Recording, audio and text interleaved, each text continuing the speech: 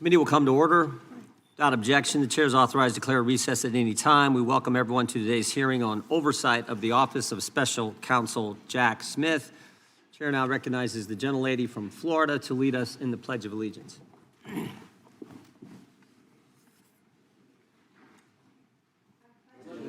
to the flag of the United States of America and to the republic for which it stands, one nation, under God, indivisible, with liberty and justice for all.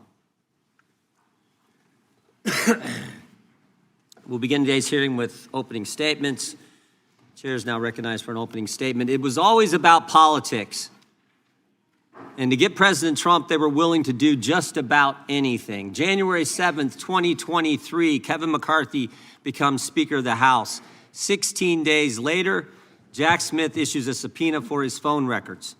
Phone records from 2 years prior for a 2-month time frame, Election Day 2020 to January 7th, 2021. Jack Smith and the Biden Justice Department get the phone records of the top Republican in government, the guy second in line to the president. They know who he called, who called him, when the call took place, and how long it lasted. You can pattern an individual's life. They know who the speaker talked to before big votes, who he talked to after big votes, when he calls his colleagues, when he calls his family. And to add insult to injury, they go to the judge with the subpoena for a gag order on the carrier. AT&T, don't tell your customer, the Speaker of the House, that you just gave his phone calls to Jack Smith and Joe Biden. And here's the kicker. They say to the court, we need this gag order because he's a flight risk. Someone might tamper with witnesses or with evidence. Are you kidding me? The Speaker of the House is going to run? They got my phone records for 2.5 years. Even the Democrats said this was wrong. But of course, we shouldn't be surprised. Democrats have been going after President Trump for 10 years, for a decade. And the country should never, ever forget what they did. Over the next few hours, we're going to hear a lot of yelling and screaming, I assume, from the other side. But we should never forget what took place, what they did to the guy we, the people, elected president twice. It all started in 2016 when they spied on his campaign. The Clinton campaign hired the law firm Perkins Coie, who hired the public relations firm Fusion GPS, who hired a foreigner, Christopher Steele, to put together the fake dossier. Bunch of garbage in that document, but that was used by Jim Comey's FBI. And we all know Jim Comey.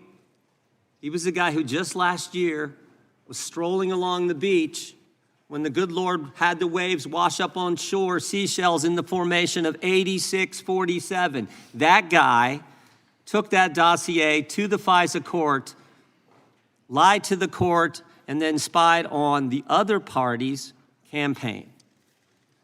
This, of course, led to the Mueller investigation, 2.5 years, 19 lawyers, 40 agents, $30 million to find nothing. No conspiracy, no coordination whatsoever. Then it was impeachment 1, the anonymous whistleblower. We couldn't even know who was bringing the charge against the guy they were trying to take it, the guy we elected, who they were trying to kick out of office. We couldn't know. Secret hearings in the bunker, in the basement of the Capitol. Again, nothing. Then it was impeachment 2. No secret hearings here because they didn't have any hearings. It was the snap impeachment, and the Senate trial actually took place after President Trump wasn't in office. Then, of course, it was Alvin Bragg, who said before he got elected district attorney that there was no case here. But then he gets elected and changes his mind when the left starts pressuring him to go after President Trump. He hires Michael Colangelo, former Democrat National Committee consultant, and the number 3 guy at the Department of Justice. And then, of course, it's Fani and Nathan, Fani Willis and Nathan Wade in Fulton County, Georgia. We actually deposed Mr. Wade, one of the most interesting depositions I've sat through. We said to him, you know, you billed taxpayers in Georgia thousands of dollars for meetings in D.C. with the January 6th committee and with the Biden administration. And we asked him some questions. Who'd you talk to, Mr. Wade? He couldn't remember. We said, where'd you meet? Did you meet the Capitol? Did you meet the White House? Where'd you meet? Couldn't remember that either. We said, were these meetings in person, on the phone, or did you have a Zoom meeting? Couldn't remember, couldn't remember, couldn't remember. We finally just asked him, did you really come to D.C. and meet people? He said, oh yeah, I came, and I billed the taxpayers. I know I came, just no idea who he talked to or what he did.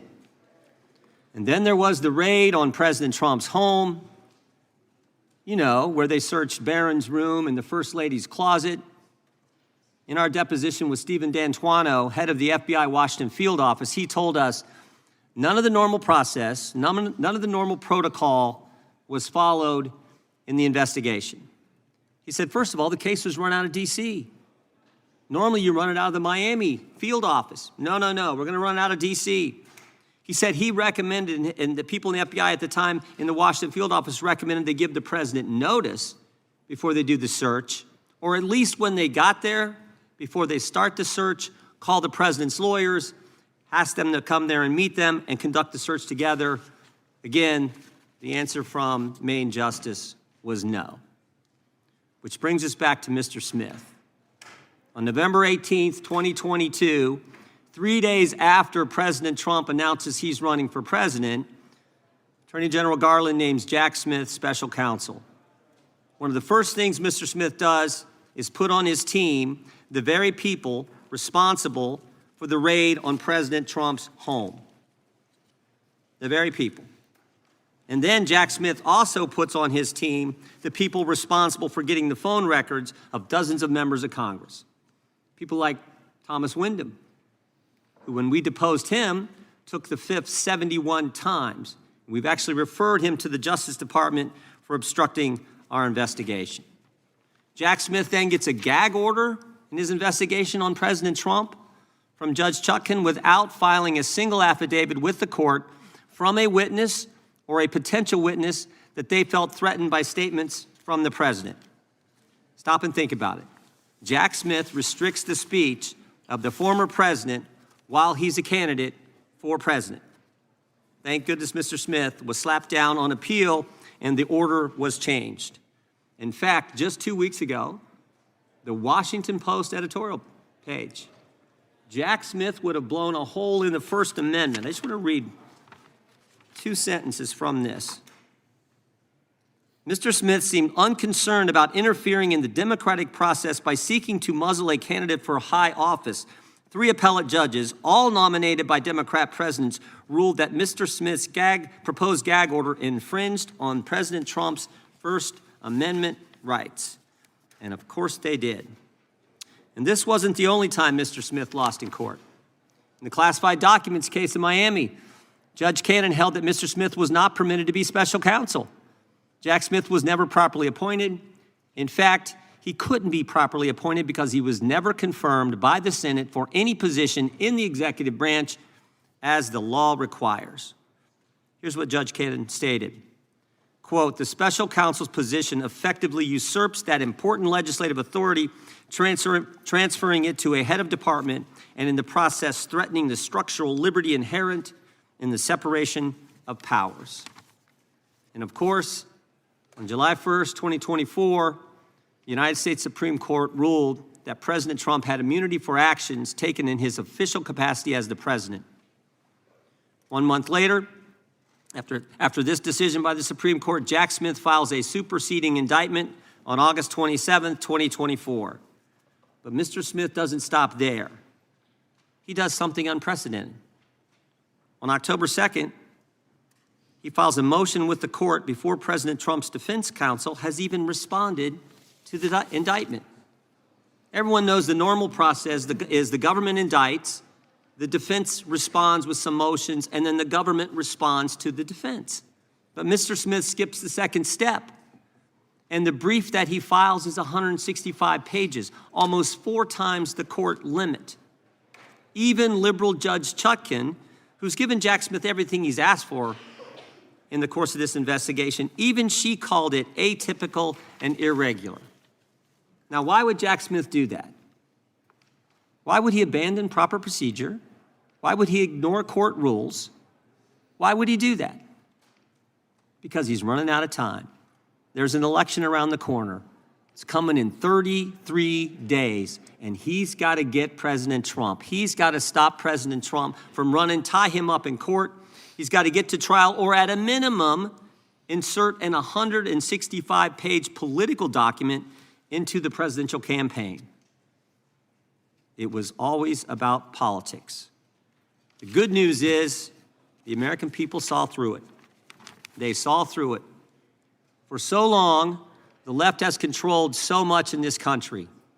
The left controlled big media, the left controlled big tech, the left controlled academia, Hollywood, certainly the Democrat Party, and I think all too much the federal bureaucracy. But the left doesn't control we the people. And in spite of the left and the weaponization efforts of Jim Comey, Alvin Bragg, Fonnie Willis, and Jack Smith, we the people saw through it all. And we elected President Trump twice. Before turning to the ranking member for his opening statement, I would just ask unanimous consent to enter into the record the Washington Post editorial, Jack Smith would have blown a hole in the First Amendment. And with that, I yield to the gentleman from Maryland. Well, thank you kindly, Mr. Chairman. I want to start by recognizing the presence of 4 American heroes here today, 4 of the hundreds of officers who defended us on January 6, 2021, Michael Fanone, Aquilino Gonell, Daniel Hodges, and Harry Dunn. And I thank them for being here today. Mr. Smith, thank you for appearing before the American people. I'm glad that the committee has finally granted you the same chance to report your findings to the American people that every other special counsel investigating an American president has had. The good chairman started by saying, it's all about the politics. Well, maybe for them, but for us, it's all about the rule of law and who's going to stand by the rule of law and who's going to oppose it. Now, Mr. Smith, you're one of America's great prosecutors. For nearly 3 decades, you worked for justice under both Republicans and Democrats. The Manhattan DA office, where you prosecuted sex crimes and domestic violence cases. The Eastern District of New York, where you prosecuted murderers, rapists, gangbangers, and other violent criminals. Leading the public integrity section at the Department of Justice, you brought prosecutions against corrupt public officials across the political spectrum. When you went to The Hague as chief prosecutor in the Kosovo trial, you prosecuted war crimes and crimes against humanity perpetrated against thousands of innocent victims. While others may have devoted their lives to corrupt self-enrichment, you have devoted your life to the rule of law and to public service. You've never been prosecuted for anything. You've never been convicted of anything. As far as I can tell, you've never even been the subject of a disciplinary proceeding over the course of your multi-decade career. But Donald Trump says you're a criminal and you belong in prison. He says you belong in prison, not because you did anything wrong, mind you, but because you did everything right. You pursued the facts, you followed the law, you stuck with extreme caution to every rule of professional responsibility. You had the audacity to do your job. Everybody here knows what you did wrong in Donald Trump's eyes and why he says you belong in prison. You found, and I quote from your sworn testimony before the committee, you found proof beyond a reasonable doubt that President Trump engaged in a criminal scheme to overturn the results of the 2020 election and to prevent the lawful transfer of power. When asked whether you believe the evidence was enough to obtain a criminal conviction against Donald Trump at trial, you had a one-word answer: yes. When asked if Donald Trump was responsible for the violence that took place at the Capitol on January 6th, you said, our view of the evidence was that he caused it and that he exploited it and that it was foreseeable to him. You found that Trump knew he had lost the election. How? Well, his own Attorney General, William Barr, repeatedly told him so and described all of Trump's theories as BS. Trump's top campaign advisors told him he lost the election. Vice President Pence told him he lost the election. More than 60 federal, state, and court decisions, including 8 rendered by judges he appointed to the bench, rejected every outlandish election fraud and corruption claim that he made. Trump himself even privately acknowledged it, gesturing to Joe Biden on TV and saying, quote, "Can you believe I lost to that effing guy?" He knew he lost, but he threw everything into his big lie, which some people, even in this room to this day, will stand by and swear by.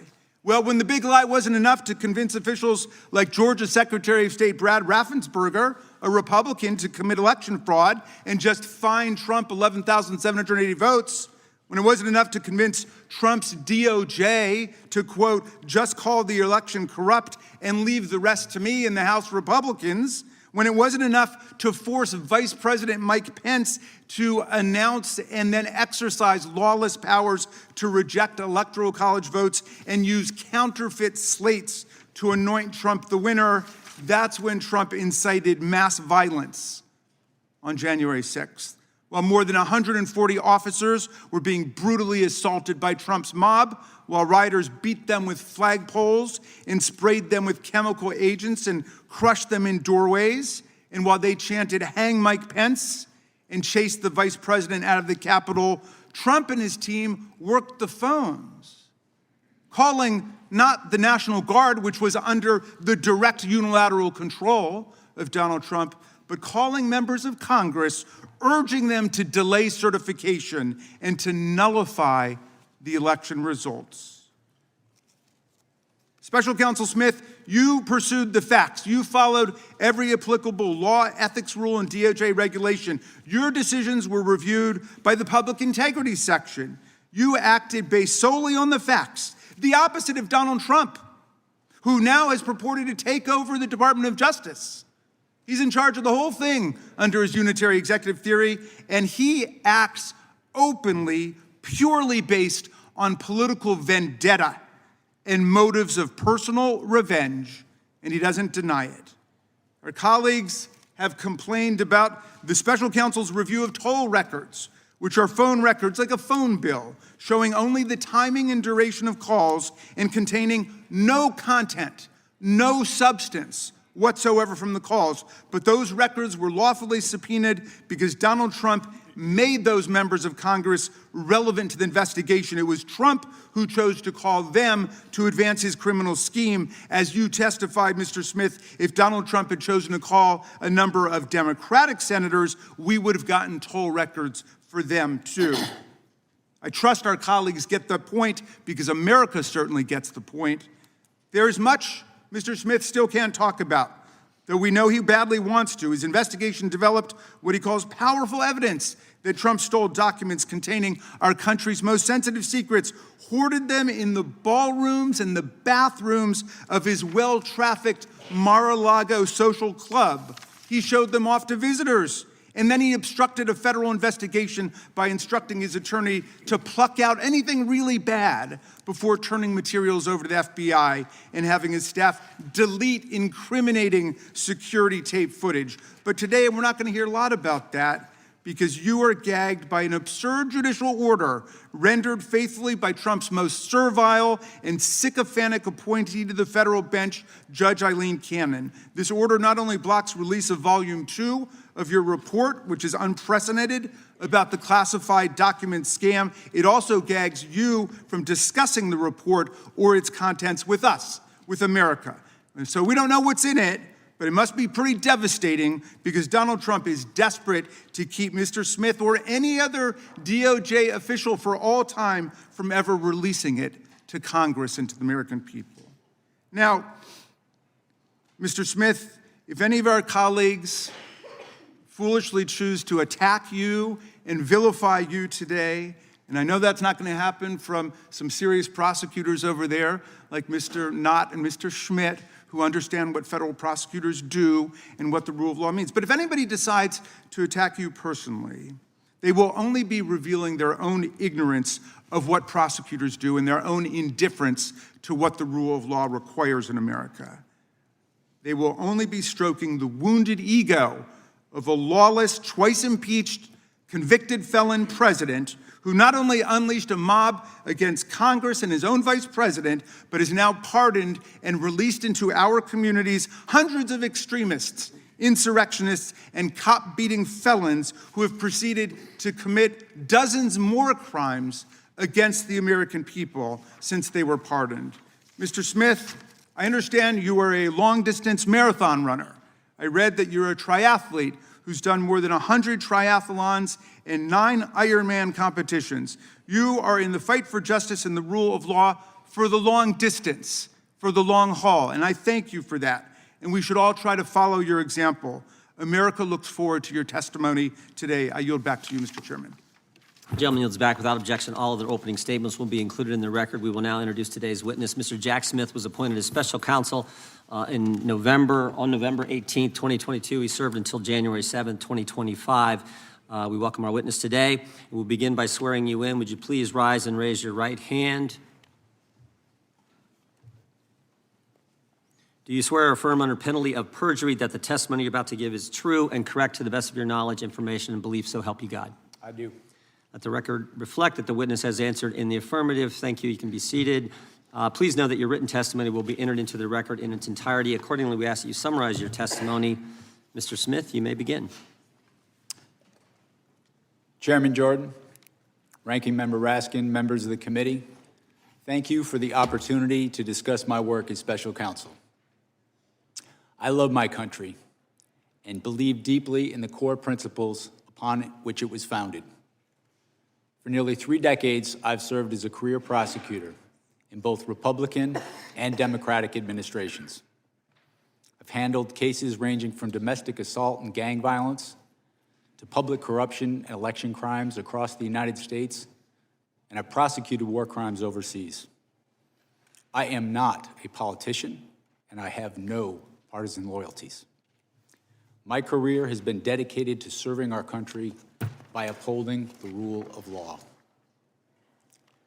Throughout my public service, my approach has always been the same. Follow the facts and the law without fear or favor. Experienced prosecutors know that specific case outcomes are beyond our control. Our responsibility is to do the right thing, the right way, for the right reasons. These principles have guided me through my career, including as special counsel. I'm proud of the work my team did, and I appreciate the opportunity to appear here today to correct false and misleading narratives about our work. During my tenure as special counsel, we followed Justice Department policies, we observed legal requirements, and took actions based on the facts and the law. I made my decisions without regard to President Trump's political association, activities, beliefs, or candidacy in the 2024 election. President Trump was charged because the evidence established that he willfully broke the law, the very laws he took an oath to uphold. Grand juries in 2 separate districts reached this conclusion based on his actions, as alleged in the indictments they returned. Rather than accept his defeat in the 2020 election, President Trump engaged in a criminal scheme to overturn the results and prevent the lawful transfer of power. After leaving office in January of 21, President Trump illegally kept classified documents at his Mar-a-Lago social club and repeatedly tried to obstruct justice to conceal his continued retention of those documents. Highly sensitive national security information was held in a ballroom and a bathroom. As I testify before the committee today, I want to be clear. I stand by my decisions as special counsel, including the decision to bring charges against President Trump. Our investigation developed proof beyond a reasonable doubt that President Trump engaged in criminal activity. If asked whether to prosecute a former president based on the same facts today, I would do so regardless of whether that president was a Democrat or a Republican. No one should be above the law in this country, and the law required that he be held to account, so that is what I did.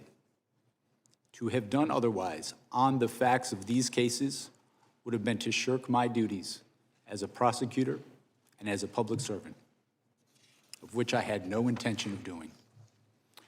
I remain grateful for the counsel, judgment, and advice of my team. President Trump has sought to seek revenge against career prosecutors, FBI agents, and support staff simply for having worked on these cases. To vilify and seek retribution against these people is wrong. Those dedicated public servants are the best of us, and it has been a privilege to serve with them.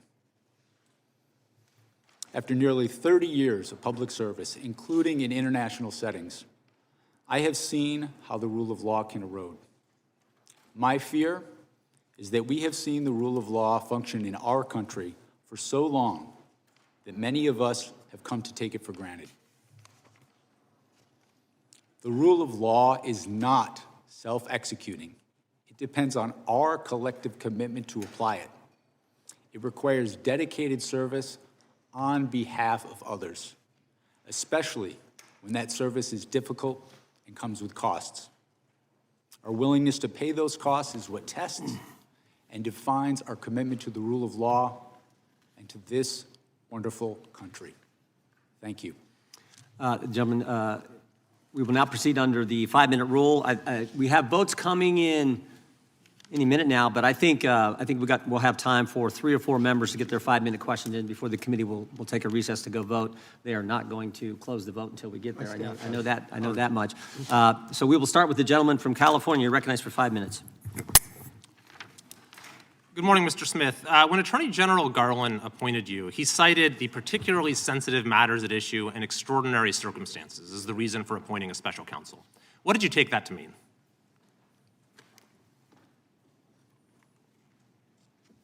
What I understood that to mean is I was to conduct an independent investigation and come to my own conclusions about whether the facts and the law supported a prosecution.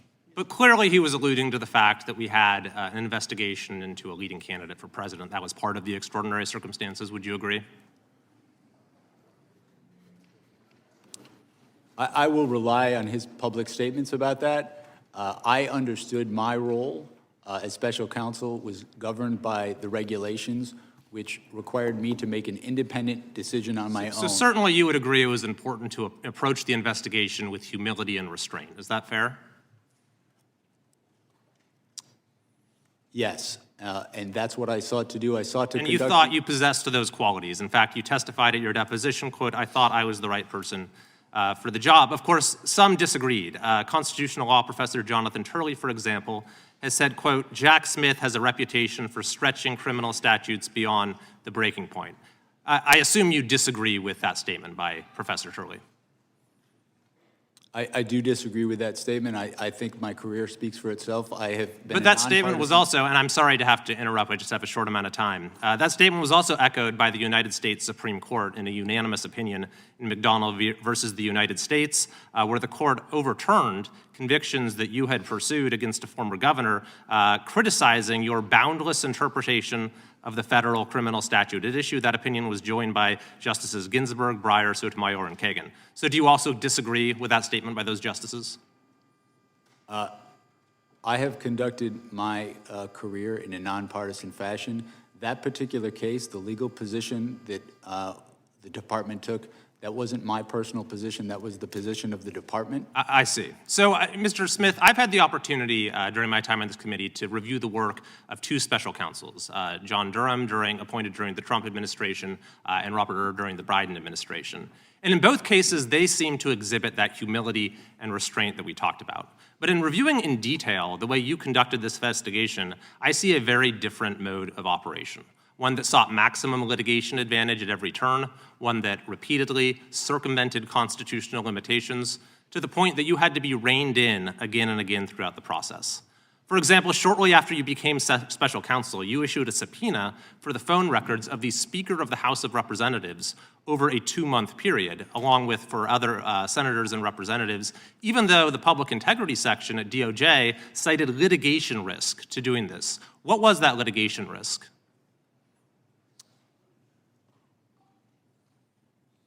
With respect to the toll record subpoenas that we issued, they were approved by the Public Integrity Section. The Public Integrity Section, in approving those subpoenas, noted the fact that the subpoenas were for records for people who were not targets of our investigation. But they said there was a litigation risk and you moved forward with it anyway. And not only that, but you also sought orders from judges making it so those who were having their records seized would not know about it. And you even didn't tell those judges that it was members of Congress whose records you were going after, in apparent contravention of a federal statute saying that a telephone provider for a Senate office shall not be barred from providing notice that the records had been requested. Now, if you sought to do that today, would you be able to get away with that, with asking the judges for a non-disclosure order without telling them these are members of Congress? When we secured these toll record subpoenas, it was done consistent with department policy. You're correct in that that policy has since changed. They changed the policy based upon the actions that you took. Similarly, you issued a gag order against President Trump that the D.C. Circuit Court of Appeals vacated as overbroad. Is that correct? Well, the D.C. Court of Appeals, in passing on that order, found that it was justified. They narrowed the order, but they confirmed that the phenomenon— They narrowed the order because it was overbroad. In addition to that, you sought an early trial date that the district court rejected, and when you presented your prosecution memo to Attorney General Garland, it's been reported that he was visibly unimpressed and expressed First Amendment concerns. So, Mr. Smith, looking at the record, I see that you were reversed and rebuked by the Department of Justice itself, by the Attorney General, by the Solicitor General, by multiple district court judges, by the Court of Appeals, and by the U.S. Supreme Court itself. So my final question is, do you believe that you made any mistakes? Do you have any regrets as to how you conducted this investigation? If I have any regret, it would be not expressing enough appreciation for my staff who work so hard in these investigations. We followed the facts and the law. These people who work for me sacrificed endlessly and have endured way too much for just doing their job. So if anything, I wish that I had thanked them. Time of the gentleman. No mistakes. There's that humility. Mr. Chair, I yield back. Yeah, the time of the gentleman's right. The chair now recognizes the ranking member for 5 minutes. Well, thank you, Mr. Chairman. And the good gentleman from California certainly knows, because he was a student of mine, that lawyers go to court and sometimes they win motions and sometimes they lose motions, and there's no crime in any of that. And I'm just sorry that you had to be lectured about humility and restraint by a politician, because we might not be best poised to lecture you on those particular virtues. But let's go to the toll record, since that's been raised, Mr. Smith. First of all, Congress has allowed toll records to be subpoenaed. This committee has actually tried to limit it over the years, and the senators who are whining the most over on the Republican side in the Senate, they never went along with our determination to try to limit the government's ability to subpoena toll records. So it's perfectly lawful what you did. Explain, why did you want those toll records? We wanted to conduct a thorough investigation of the matters that was assigned to me, including attempts to interfere with the lawful transfer of power. The conspiracy that we were investigating, it was relevant to get toll records to understand the scope of that conspiracy, who they were seeking to coerce, who they were seeking to influence, who was seeking to help them. And that's normal investigative practice, right? In conducting a criminal investigation, securing non-content toll records, as you described, is a common practice in almost any complex conspiracy. Okay, let's go to something else that I've been hearing over the last week by our colleagues as they've eagerly anticipated your arrival here. They've been saying that there's some kind of First Amendment defense that Donald Trump would have had to the crimes you indicted him for. Is there a valid First Amendment defense to defrauding the public? Is there a valid First Amendment defense to disrupting a federal proceeding? Is there a valid First Amendment defense to violating the voting rights of the people and cheating the public out of a fair election? The First Amendment is something that we took seriously in our investigation, but the First Amendment does not protect speech that facilitates a crime. Speech that is used to facilitate a crime, a fraud crime in particular, is not protected under the First Amendment. The Supreme Court precedent on that is clear. This is an issue that we litigated before the district court, and the district court ruled, as I just stated, that it is not in fact protected. And the case law is perfectly clear on this, right? All frauds are perpetrated by speech, right? Yes. All conspiracies are perpetrated by speech. So just because your criminal conduct is brigaded with speech doesn't somehow mean you've got a First Amendment defense against trying to overthrow the government. I mean, the people who attacked the police officers on January 6th were chanting, "Hang Mike Pence." I suppose that was political speech, or they were saying, "Stop the steal." Does that mean they've got a First Amendment defense to violent assault against the officers? It does not. William Barr, by the way, was somebody who was perfectly clear about that. Donald Trump's own attorney general said, there's no freedom of speech that you have to engage in a conspiracy, to overthrow an election, to commit crime. He was perfectly clear about that. Back in those days, in fact, lots of people on that side of the aisle, including my good friend, the chairman, denounced the violence that took place on January 6th. The cat's got their tongue these days. My friend Chairman Jordan said, what happened last week was terrible, was tragic. It's as wrong can be, he said. Republicans, we know all political violence is wrong. I asked my friend Chairman Jordan at a rules hearing, are you also not interested in what happened to us on January 6th? He said, of course, everyone's interested in holding people accountable who did wrong. The FBI is doing that. The Justice Department is doing that, appropriately so. What do you think about the attack on the Department of Justice and the special counsel for doing your jobs? I think the attack is unjustified. I think the people who worked with me as career public servants are people, they're part of the reason I've been a prosecutor for so long, is to work with people like that, not just the prosecutors in my office, but also the agents, FBI agents who are heroes, who have served their country not only as agents, but also overseas. I think those attacks are unwarranted based on the facts, and I think that they have no basis in who we are as Americans, as a country. I don't see attacking people like that as anything appropriate. Thank you, and Mr. Chairman, I yield back to you.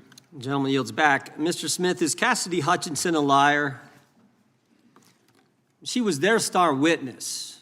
January 6th committee, their star witness in one of those staged and choreographed hearings they paid the former president of ABC News to put together. She was, in fact, the only witness at this special primetime hearing, Tuesday, June 28th, 2022, 8 o'clock in the evening, and she told some stories. I mean, these were some stories. She talked about President lunged across the back seat, grabbed the steering wheel, tried to drive the car to the Capitol. And I just want to know, you think she was lying? Chairman Jordan, my assessment of that particular issue is that with respect to the testimony about the president lunging towards the driver, my recollection of her testimony about that is that it was secondhand. She had said she'd heard that from somebody. You familiar with the name Tony Ornato? I'm sorry? You familiar with the name Tony Ornato? Yes. White House Deputy Chief of Operations, Deputy Chief of Staff for Operations, right? You remember what he said about it? As I sit here right now, I do not. Yeah, he said it didn't happen. How about Bobby Engel? You familiar with that name? Yes, I am. Secret Service agent who was actually in the car that day. You know what he said?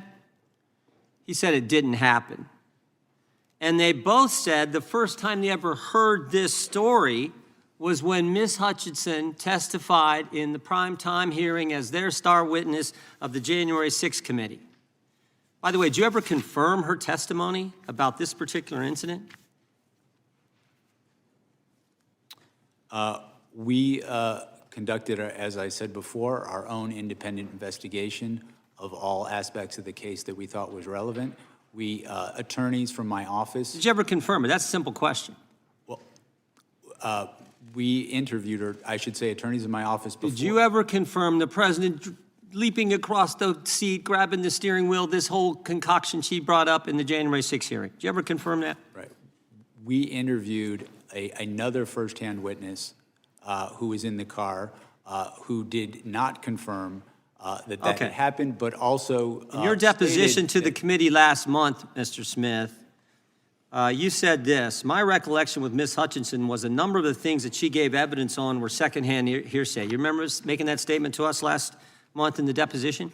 I did, and I was referring particularly to what we're talking about now. Yeah, and you also said Ms. Hutchinson, regarding this particular claim, was a second or even third-hand witness. We asked you, if you were a defense attorney, how would you handle cross-examining her if she was on the witness stand? And you said, if I were a defense attorney and Ms. Hutchinson were a witness, the first thing I would do was seek to preclude her testimony because it was hearsay. You remember saying all that? Yes, that's correct, sir. That's correct, right? Were you going to put her on the witness stand if you ever got to trial?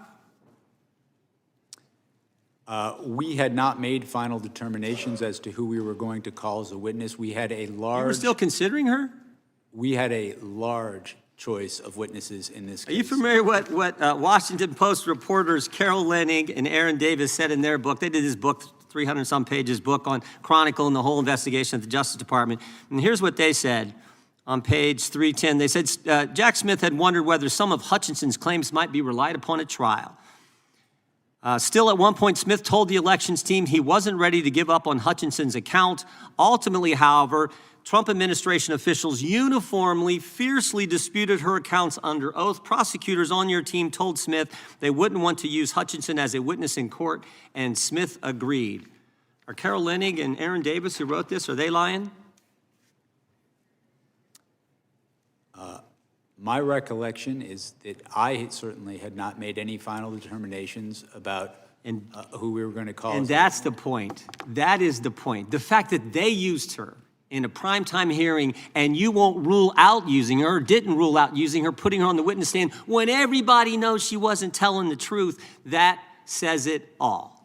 That's the degree the left and Democrats were willing to go to get President Trump, putting on the witness stand someone everybody knows is making it up. Everybody knows that. And you were willing to do it. By the way, you know how many times Cassidy Hutchinson was mentioned in their report, the January 6th report? Any idea, Mr. Smith? I do not. 185 times. Someone that the whole country knows wasn't telling the truth, and you were still considering putting her on the witness stand because you had to get President Trump. And everybody can see that. We better take a recess for votes. We will resume as soon as votes are over. Back here 10 minutes after. Mr. Smith, you guys can go back to the room that you were in.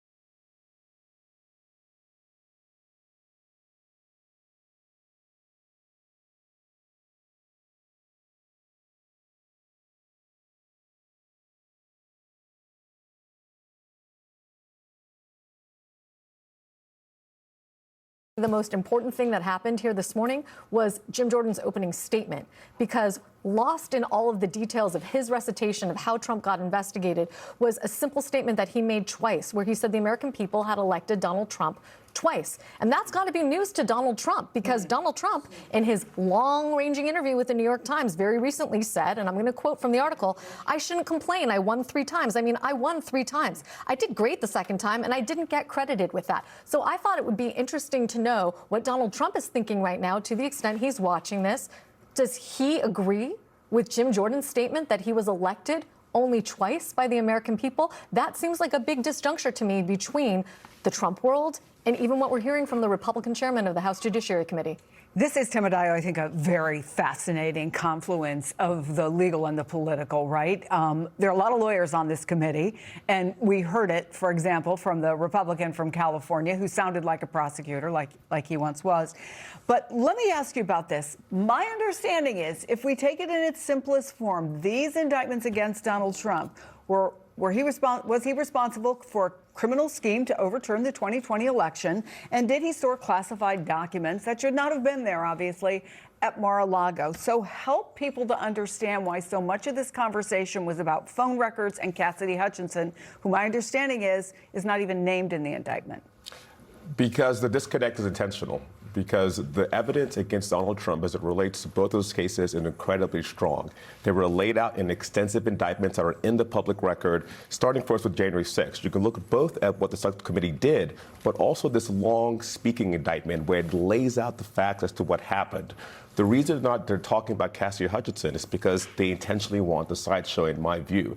The evidence here was truly a product of an extensive, thoughtful, cautious investigation, aggressive but still cautious. And I think can you be both? You can be both, because you can see prosecutors who can overcharge. You can see prosecutors who are aggressive and show no restraint.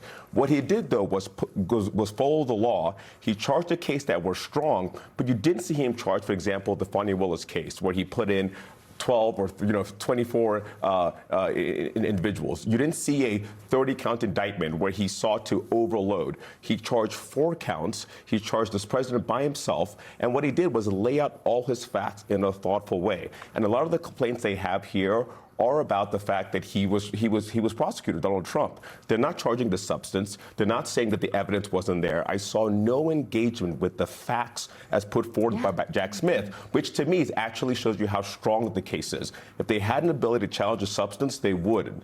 And because they have not challenged it, it's because it's strong. That is interesting, because that's why I have said, as we're all watching, this is hard to follow because it isn't related specific to his investigation. It's more of sort of the noise around the investigation. Claire, what do you make of the tone we've heard from lawmakers so far? Well, this is a mismatch, because you've got somebody who has very calm demeanor, very staid. I would disagree. I think he seems like a pretty humble guy to me. I mean, he's never been out there throwing sharp elbows for TV cameras in this entire time he's been involved in this.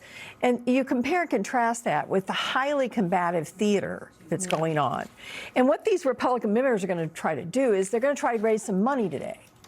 They're all going to try to have the clip that gets used on their outlets so they can then regurgitate that back to an email base and social media base that gives them money for their campaigns, that makes them seem like they're the strongest pro-Trump Republican congressman ever to exist. So their goal is to stand out in theater. His goal is to calmly give them the facts. And they're going to do everything in their power not to let him do that, because the facts are devastating to Donald Trump. But do you think his calm demeanor breaks through? I don't think it does. I mean, honestly, I think, one of the problems he's going to have is he thinks he can do it the way Jack Smith's always done it, calmly, with evidence. I mean, if you're a good prosecutor, you let the witnesses and evidence speak. You may argue in closing argument and try to do it in a compelling way, but a good prosecutor is not the star of the show. The evidence is the star of the show. And they're not going to let him do that here. So if he doesn't amp it up a little bit, if he doesn't ask, for example, Jordan, let me finish my answer, please. He should have let him. He wanted to say, you could tell he wanted to say something that was important, and Jordan just cut him off. He's going to have to do that a little bit, or the only time we're going to really hear anything that's relevant to this is from when the Democratic members, and I'm worried the Democratic members are now going to try to do theater and not going to give him a chance to, in fact, lay out what he learned in his very thorough and fair investigation. Yeah, I think there could be a strategic mistake there, and we've seen it in some other hearings where the members of Congress talk 10 times more than the people who are supposedly there informing us. But I'm very curious, Jackie, what you think about this, because in that vein, how much of this, besides obviously the fundraising and playing to their base, will be the Republicans and has been the Republicans channeling Donald Trump, and we know how he feels about Jack Smith? I think that's the bulk of what we're ultimately going to see today. I spoke with someone yesterday for quite some time who was involved with the planning of this hearing, was involved with Jack Smith's initial transcribed deposition, who acknowledged that there are plenty of people in the Republican Party who think this is a terrible idea to relitigate January 6th, that Jack Smith is whip smart, he's going to wipe the floor, and that January 6th was objectively not a good day for the Republican Party. But what members on the Republican side of the committee did agree on is that there is still a very strong, very powerful faction that includes the president that hates Jack Smith and have their own conspiratorial views on what happened on January 6th, and they want to see some blood. They want to see some accountability, and that is why the decision was ultimately made against some people's reticence here to bring him forward. But the president, as this person said to me, he hates Jack Smith. He thinks he tried to ruin him and his friends' lives. And so I think a lot of the commentary you're going to see and the lines of questionings from Republicans today is going to be directly pointed towards Trump. The other aspect of this that I do want to comment on, the Cassidy Hutchinson of it all, I was also told to expect some more pointed commentary about her. Why are they focusing on her? She's someone in her capacity working for Mark Meadows was essentially the conduit between the White House and Congress. She developed a ton of relationships. She had a lot of friends, people who thought they were genuinely friends with her, and they felt betrayed by her decision to go to the January 6th committee and also felt like she wasn't being truthful. And I will note, and Temi, not to put you on the spot here, but at the time when we were covering this, there was a lot of debate internally on the January 6th committee about whether or not Cassidy was a viable witness, that whether the committee would be doing themselves a favor bringing forward someone who was a secondhand witness who, as Jack Smith said in his initial transcribed deposition, that her testimony may or may not be admissible, that it wouldn't be as powerful as firsthand testimony, and did say that it did call it at one point that she gave evidence that could be secondhand hearsay. Lisa, of course, you, I know, had a chance to kind of review some of the transcripts from his 8-hour deposition. It ended up being 250 plus pages that was released on, I think it was New Year's Eve. So perhaps our viewers are less acquainted with it. How does this testimony and the questions and answering that we've seen so far compare to that deposition? Jack Smith hasn't done a lot of talking yet. Yeah. You know, we're doing a lot of talking about him, but aside from his opening statement, he really hasn't been given much of an opportunity to describe his decision making.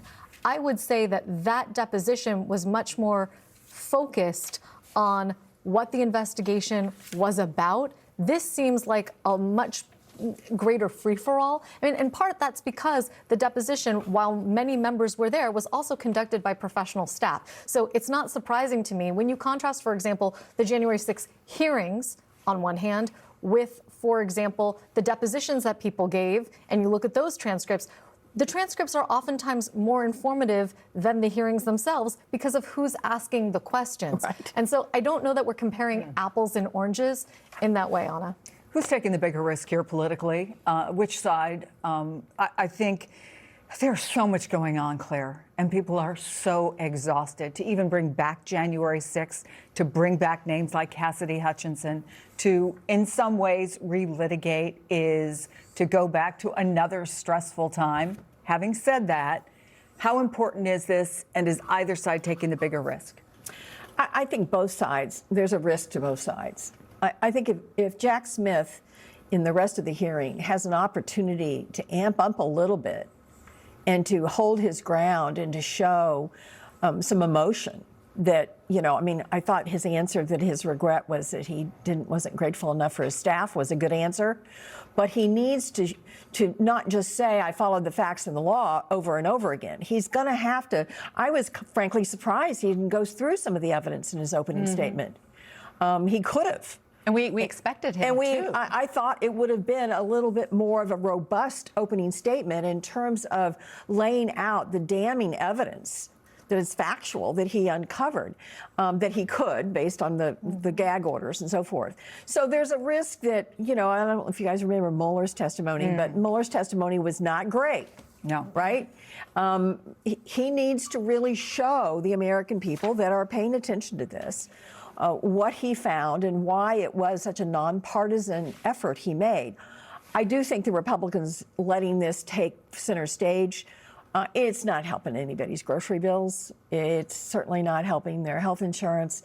It's not doing the kinds of things that Trump said he would do. It really kind of underscores that they're more interested in, trying to blame Hillary Clinton for Epstein sex trafficking and trying to blame Jack Smith for stuff than they are really helping the American people. Guys, we're going to squeeze in a quick break as we wait for the testimony to resume with Special Counsel Jack Smith. We're going to just be back with more of our special coverage in a couple moments, so stay right there.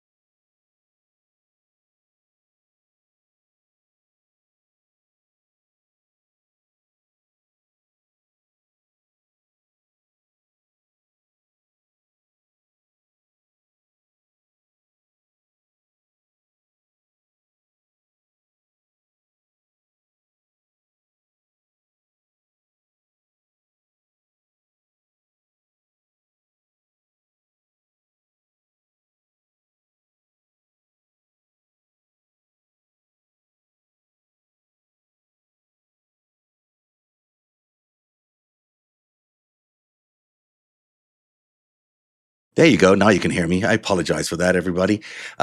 This is an interesting hearing we're watching today, of course, unfold. We're watching Jack Smith being grilled so far by Republican congressmen mostly. And the theme seems to be let's lump everything about January 6th together and blame Jack Smith for it. That certainly feels where we are right now. But this is still early going. I'm glad he's getting a break right now. I'm sure it's going to be very useful for him because he might want to regroup a little bit. This is different from the first hearing he had, which you'll recall was quite unique. He provided testimony none of us had heard before about why he believed the president of the United States was complicit in all these dealings. And now we're seeing some more of this going on now. So we're going to keep watching this hearing. I'll take your comments as you wander through here. We're also maybe going to be joined by Lev Parnas. So and then when they get back to the table, we'll pull back and show you exactly what's going on inside the hearing. Let's take a look at some of what you guys are saying online now, because there is a lot of interesting commentary by everybody here.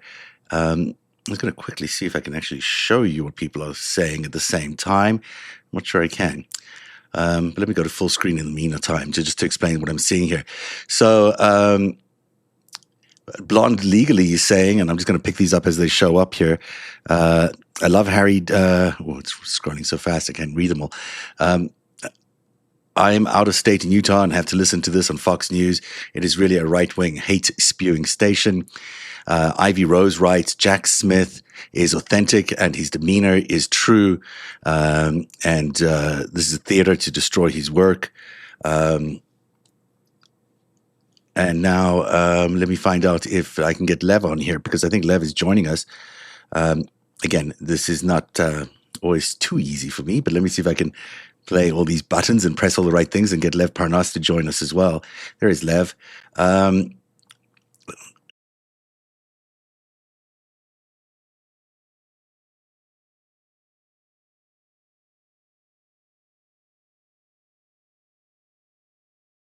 Now you can hear me. I think if I do it this way, you're going to be able to hear me. Now you can hear me, but I can't hear you. Why can't I hear you? Let's figure this out. Okay.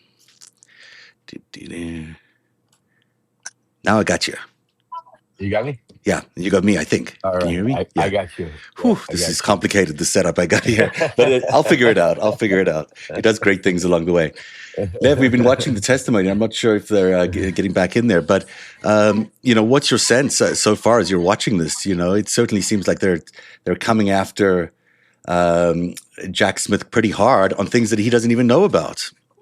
Or doesn't, directly know about. Well, I'll tell you, it is definitely interesting. I expected Jack Smith to come out more aggressive. I definitely he sounds a little. He looks a little bit, very calculated in his answers. He's very.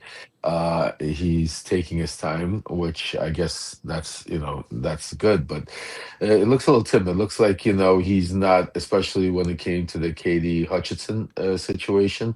I think he needs to be more assertive. I think he needs to stop allowing them to corner him and stick to the facts, because that's what, and I know Jordan very well from personally. I personally know Jordan, so I could tell you, he's not a practicing lawyer, but he's a pit bull. That's why they have him. He's really good at taking and misconstruing and taking, making a mountain out of a molehill. He specializes in that. And that's why my advice to, if they would have asked me prior to, because I testified in front of that committee, in front of Jordan there also, I know them very well, and you guys stick to the facts. Jordan isn't asked. Jordan is but don't let them go away. And I would recommend that the Democrats stick to the facts. The facts are what they are, and don't let them try to go off into these tangents, because that's what the Republicans are going to try to do. They got these little things, and they're gonna, and I would have answered it, yes, that the testimony didn't pan out the way it was, and we wouldn't have used it, and we were moving on, and let's move on. What's the next one? But the fact that he's that's exactly what Jordan's trying to do. Yeah, they're trying to conflate as well these different investigations. I mean, the one thing is done by the congressional committee that investigated January 6th, different investigation than the one he was involved in. He might have known the same witnesses, he might have interviewed the same witnesses, but to conflate these events together is really unfair to the audience, but it is intended. I mean, this is exactly what they're trying to do, is muddy the waters around this. And, if Donald Trump didn't reach over and grab the steering wheel, therefore the whole thing is tainted, is just not true.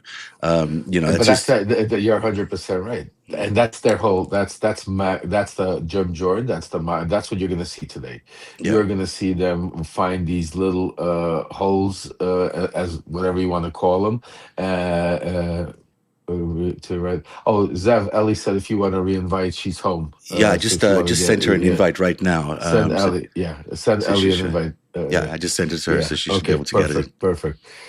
I guess, folks. First of all, I guess we're going to be going throughout the day today. We don't know how long these testimonies the testimony is going to be going on for, but we're going to live stream it live, right, Zev? We're going to stream. Yeah, I'm going to stay up as long as we can. Yeah, and we'll stay up, and we'll come back on as they take breaks, and we'll discuss it, because there's also other breaking news, other stuff happening that we need to keep you informed of, especially overseas. Right now, Trump is meeting with Zelensky. Simultaneously, you have Witkoff and Kushner going to Moscow. There's a major power play taking place there, and I'm hearing things from the inside Greenland and NATO. It's all intertwined, no coincidence. We're going to break some stuff later on today, Zev, about that, what's happening there. And also, obviously, we're going to, keep the focus on also during out the day on the Epstein files, what's going on, the latest with Michael Cohen. And we have over a couple of thousand people here, folks. I want to ask you quickly before we continue. We have a petition right now going out there that we're signing. We have almost 2,000 votes. Incredible. We just launched it yesterday. We need to get, I want to see 1 million votes. I want to go to Congress with that petition. That petition is very simple. What it demands is it demands that while we're waiting for more files to be released, while we're waiting for all of this, we want to make sure that right now we know certain people already have been named in the Epstein files and have information. Those 3 individuals are Michael Cohen, Michael Wolff, and Steve Bannon. Those 3 people, that is simple what the petition is, folks. And we need as many names. So I ask each and every one of you, this is what action is, and this is what our voices are. Because when I go sit down in Congress with that petition, the more voices, that's when we make our voices heard. Just like when we email, when we call, but this is it where we sign. And so please, if you can, put it in the chat, spread it around. We're gonna edit. Ellie, what's up? I just wanted to make sure that I got that out there. And Thank you for Zev, doing if you that. can, if you could put it out there on your You know, social, I'll send it I to always have a you. rule not to sign any petitions just because of my. I try to be as objective as I can in my Well, then reporting, but I will well, absolutely share the link because I think it's share important it. that everyone Yes, yes. make their Please own share decision it. about Yes. this. Yeah. Exactly. And Ellie, also, if you can, we got a petition out there that I was just saying it about. I don't know if I sent it to you. If you could share with all your subscribers, it's a simple petition basically asking Congress to be able to, while we're waiting for more files to be released, and to immediately subpoena 3 individuals, Michael Wolff, Michael Cohen, and Steve Bannon, to put their testimony under oath while we're waiting for more releases. So if you could share with your community, with your people, we need to get as many signatures as possible. Ellie, you've been I'll watching the stop right coverage. there. What did you think of the hearing so far? Oh wait, I can't hear you. Hang on. Let me fix this. There you go. And now I can hear you. I think. Say something. No, it's still not. I will figure this out. This is more. It's way more complicated than anything I've worked on before. So give me 1 second here. Let me make sure that I'll it's. start There you signing. are. Oh, There there you you are. are. We got I You found hear you. me? We got You got me? Ellie. Found Okay. you. No, I need you to fill me in because I had another interview this morning and then I had a doctor appointment. So I Oh. am behind. I'm going to go. I mean, it's listen as in. you'd expect. The Republicans are really going after Jack Smith. This is not the first, like the first hearing, which he really had a lot more latitude to discuss things and was able to testify more freely. That was the one that was held in camera, but then released publicly around Christmas Day. Now we're seeing Yeah. him being grilled in a public theater. You know, this is about the Republicans trying to score points against him, and so far they're getting more points than the other side.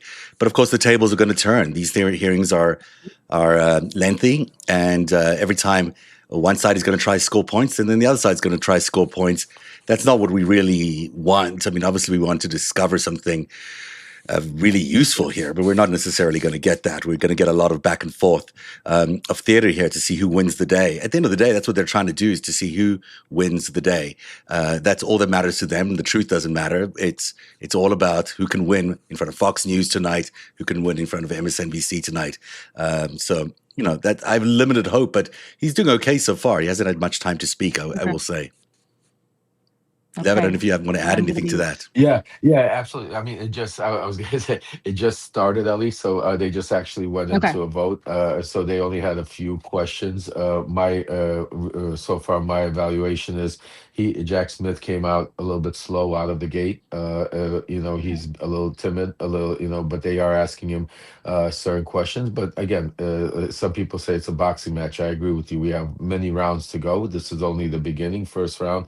I do expect Jack Smith to start coming out and as they start proceeding with some amazing factual content, why he believed and why he was ready to prosecute and why he thought Trump. So I truly believe it will get better. I think it's just starting. There was only a few questions. I also think the Democrats should do less,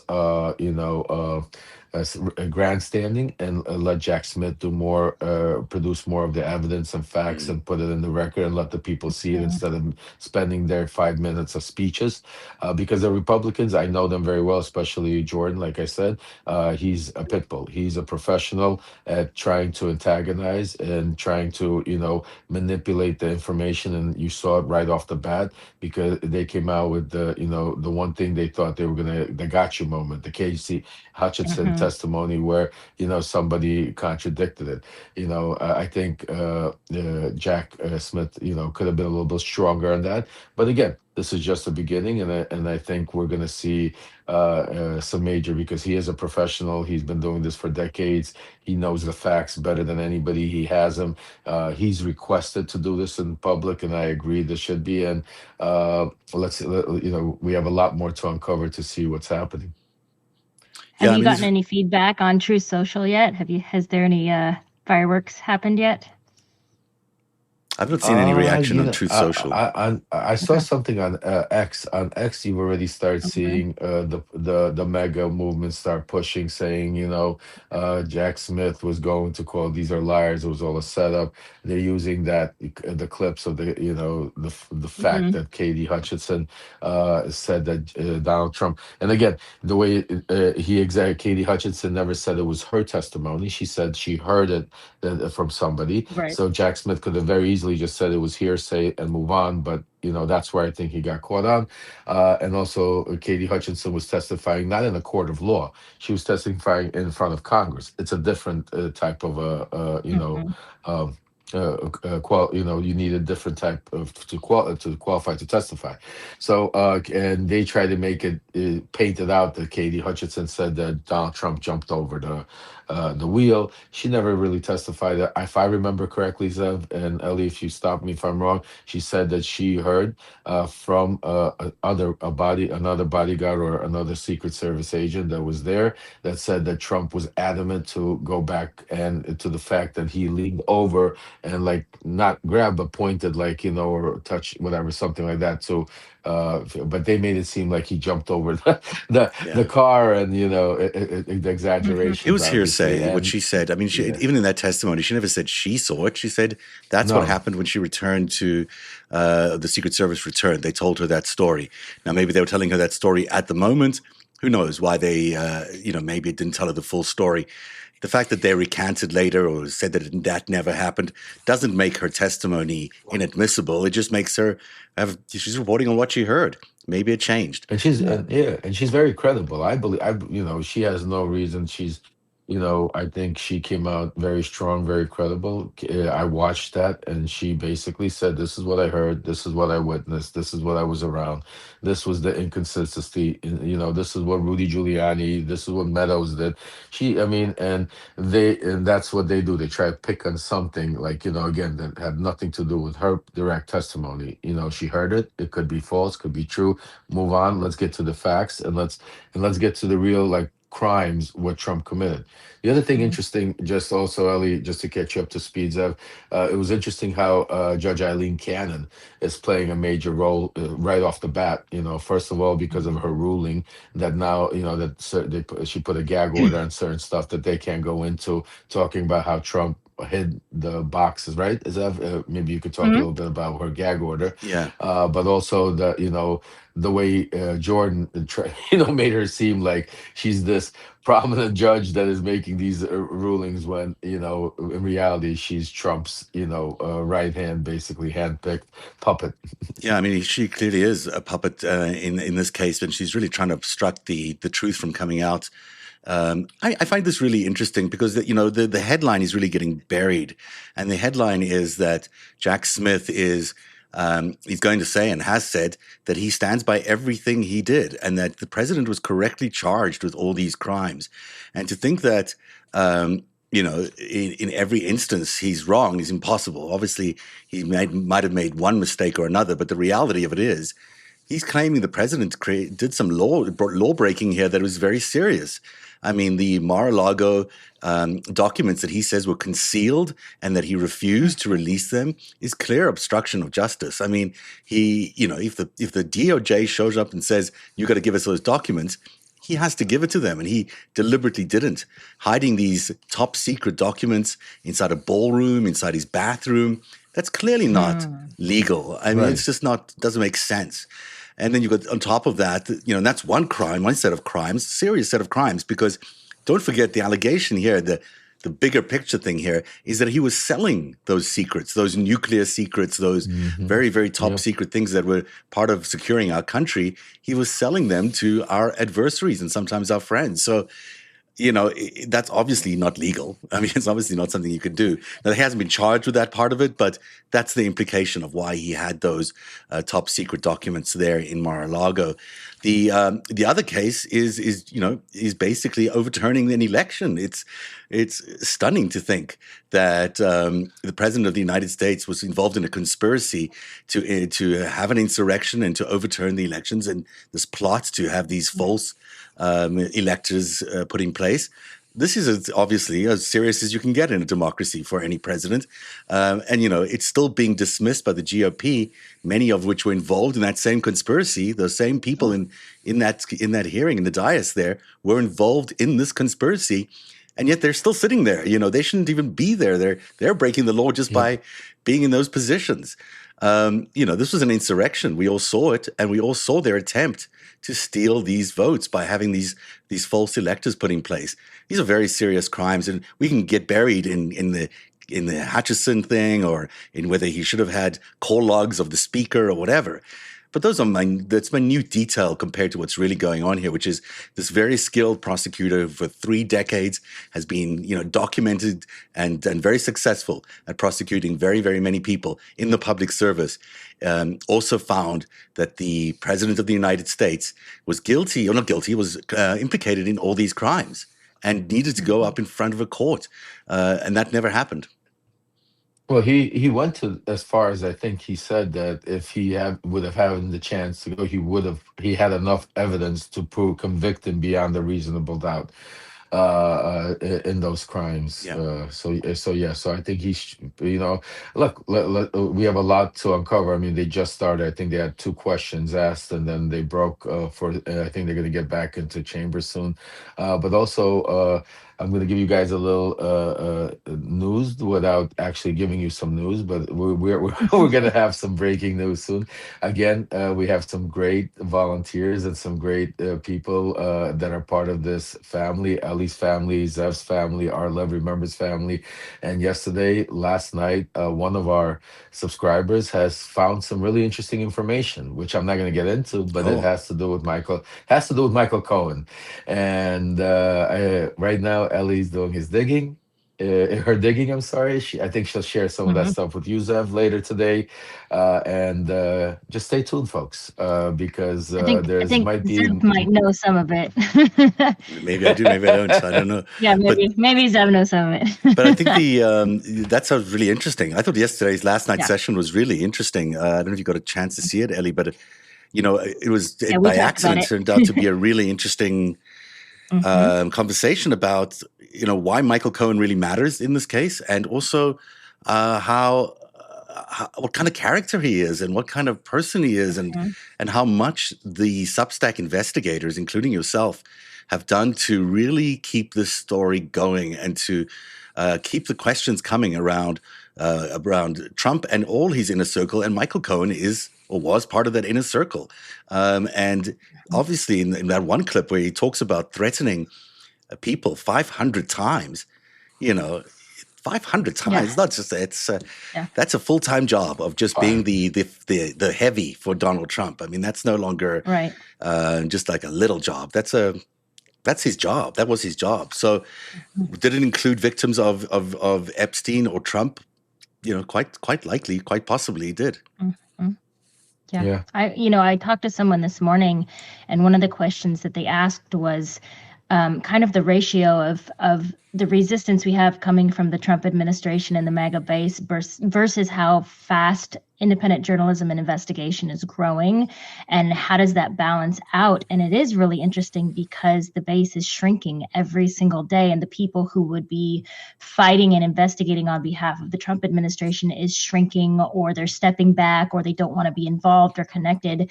But meanwhile, this fantastically large group of people on Substack and other platforms are digging and finding out information, and it's just growing every day because everybody wants to be a part of this, this huge co-op of investigators that's, again, finding information on Michael Cohen. But I just found that to be really interesting, that the balance is shifting so much in this investigation, and it's making waves. I mean, it's waves that we haven't had in 7 years.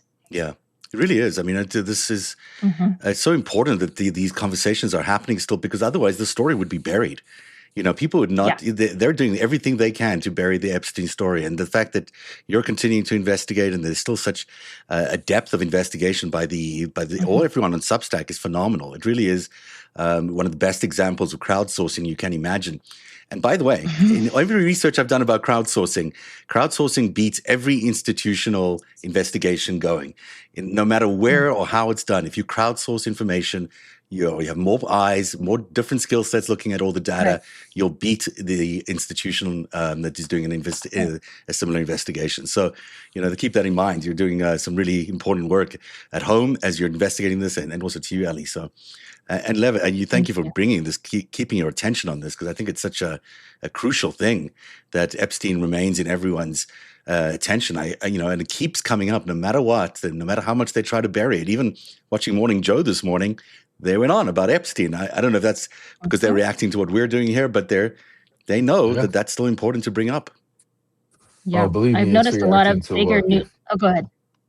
Go ahead, you go ahead, Elias. No, you go ahead. I was just going to say, I'm getting a lot of feedback from more of these kind of legacy, media that is dwindling, but like they're becoming more interested in independent journalism, and they want to talk about it and they want to understand it better, because I think it's having a greater effect than anything the media has probably ever done up to this point. It's really dangerous, isn't it, to the regime? I mean, the independent media is something they can't control. No, there's no overhead, there's no oversight, nothing.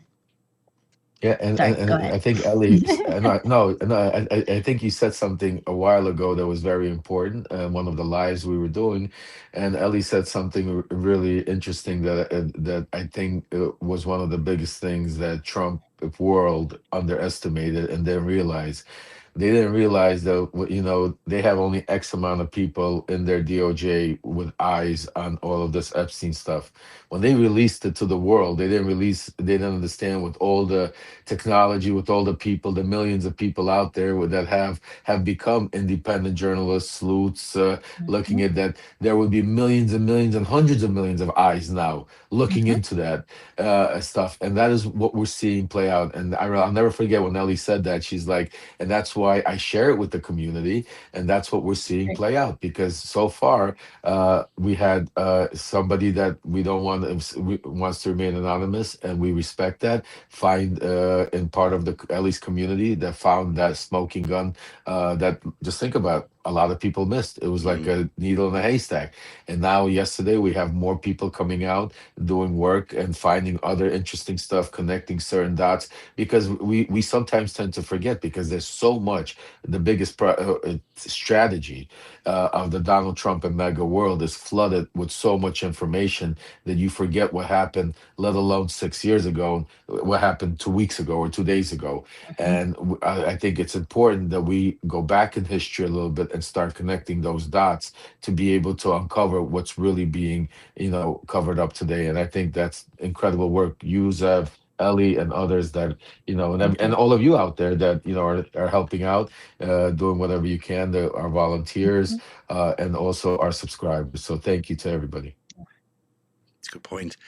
Isn't it amazing how much criming there has been by this guy? I mean, the depth and breadth of the amount of crime is stunning. I mean, we're just talking about Jack Smith here, talking about these two, an insurrection and these espionage charges, and we spoke about Stormy Daniels yesterday and that whole escapade, and there's all these Epstein things that are hanging around this guy. It's just there's no shortage of crimes when it comes to Donald Trump.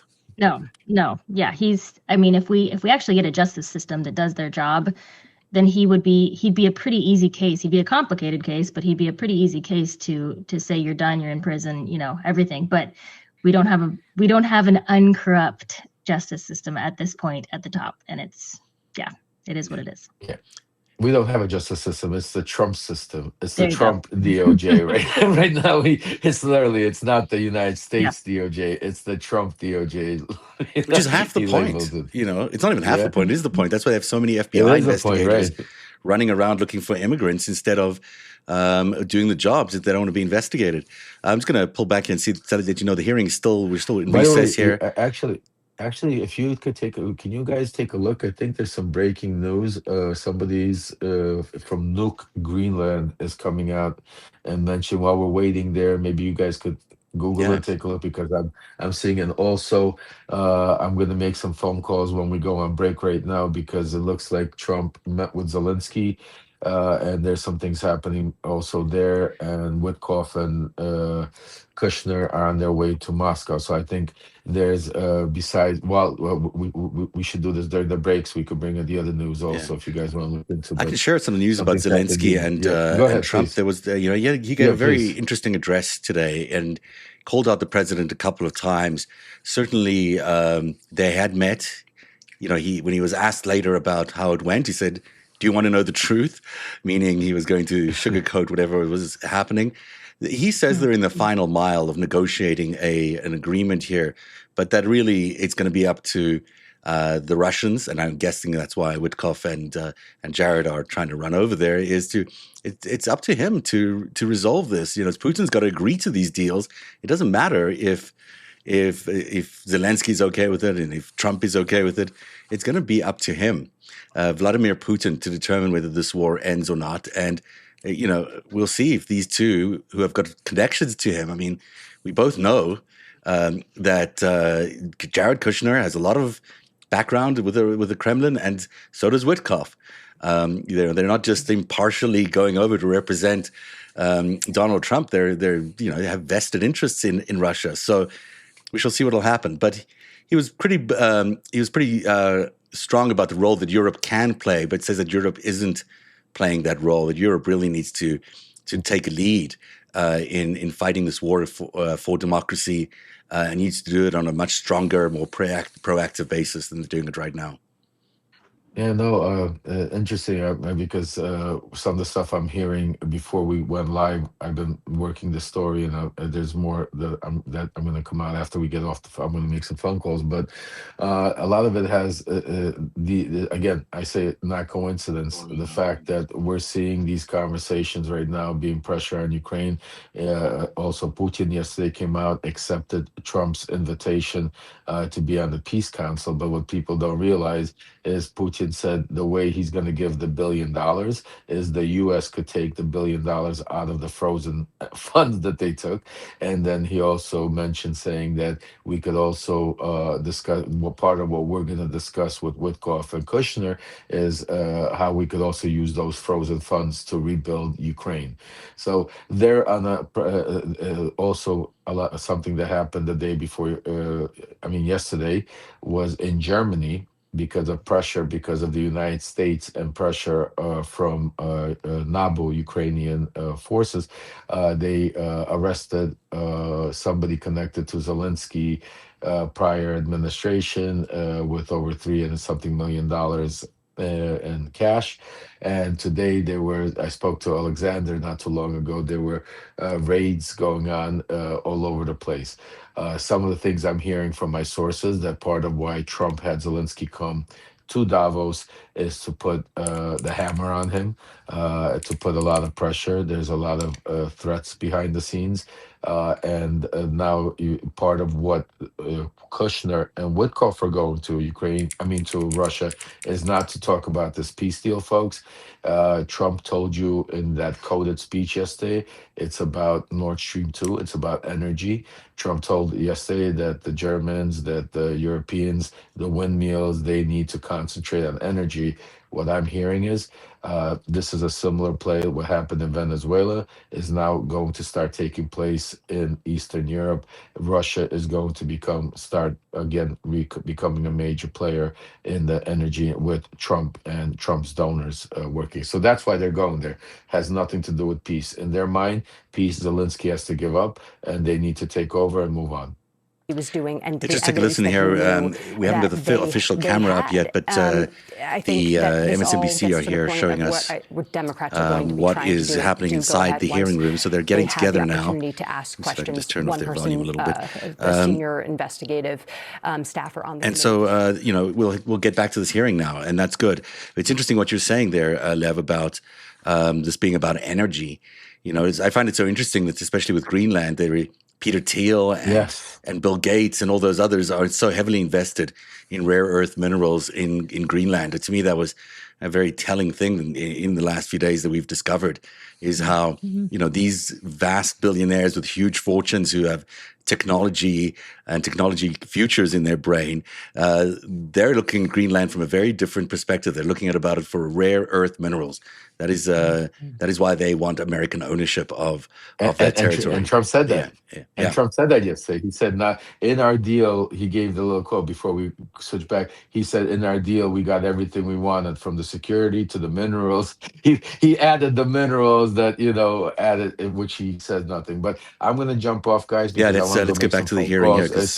In the meantime, I just want to say the shirt of the day is everyone was in the loop. When it came to the Epstein files, when it comes to this, they're all in the loop, the congressman. So I just wanted to give everybody a heads up. All right, let's get back to the coverage now. Thanks, guys. Thanks for jumping on so quickly. Thank you. Ornato's History of Lies. That's June 30, 2022. Objection. In July 1, 2022, the men disputing Hutchinson's testimony are two of Trump's biggest acolytes. And finally, June 29, 2022, CNN, Cassidy Hutchinson stands by her testimony amid pushback. Thank you very much. Gentleman from New York is recognized. Thank you, Mr. Chairman. Mr. Smith, over the past few years, Republicans have waged constant attacks on you. Donald Trump has said you are totally compromised, a political hitman, a left-wing radical, a criminal, a fully weaponized monster, and that you should be considered mentally deranged and thrown out of the country. Just this week, he called you a sick bastard. Unfortunately, the rules of decorum prevent me from saying what I think of Donald Trump. But he is not the only one to launch attacks against you. Chairman Jordan has accused you of abusive surveillance and accused you and your team of partisan and politically motivated prosecutions. Despite the mountain of evidence that you laid out in the special counsel's report and in your court filings, President Trump's supporters are convinced that the only reason your team tried to hold him accountable is because you have a vendetta against him. I want to address these allegations today. You have had a long and distinguished career with the Justice Department, including serving as the chief of DOJ's Public Integrity Section for 5 years. While leading the Public Integrity Section, you led investigations and prosecution of public figures and political leaders from both parties, Republicans and Democrats. Can you give us a couple of examples?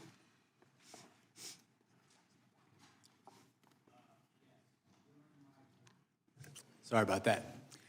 During my time as the chief of public integrity, I investigated cases involving both Republicans and Democrats. The standard in all of those cases was the same: follow the facts and the law.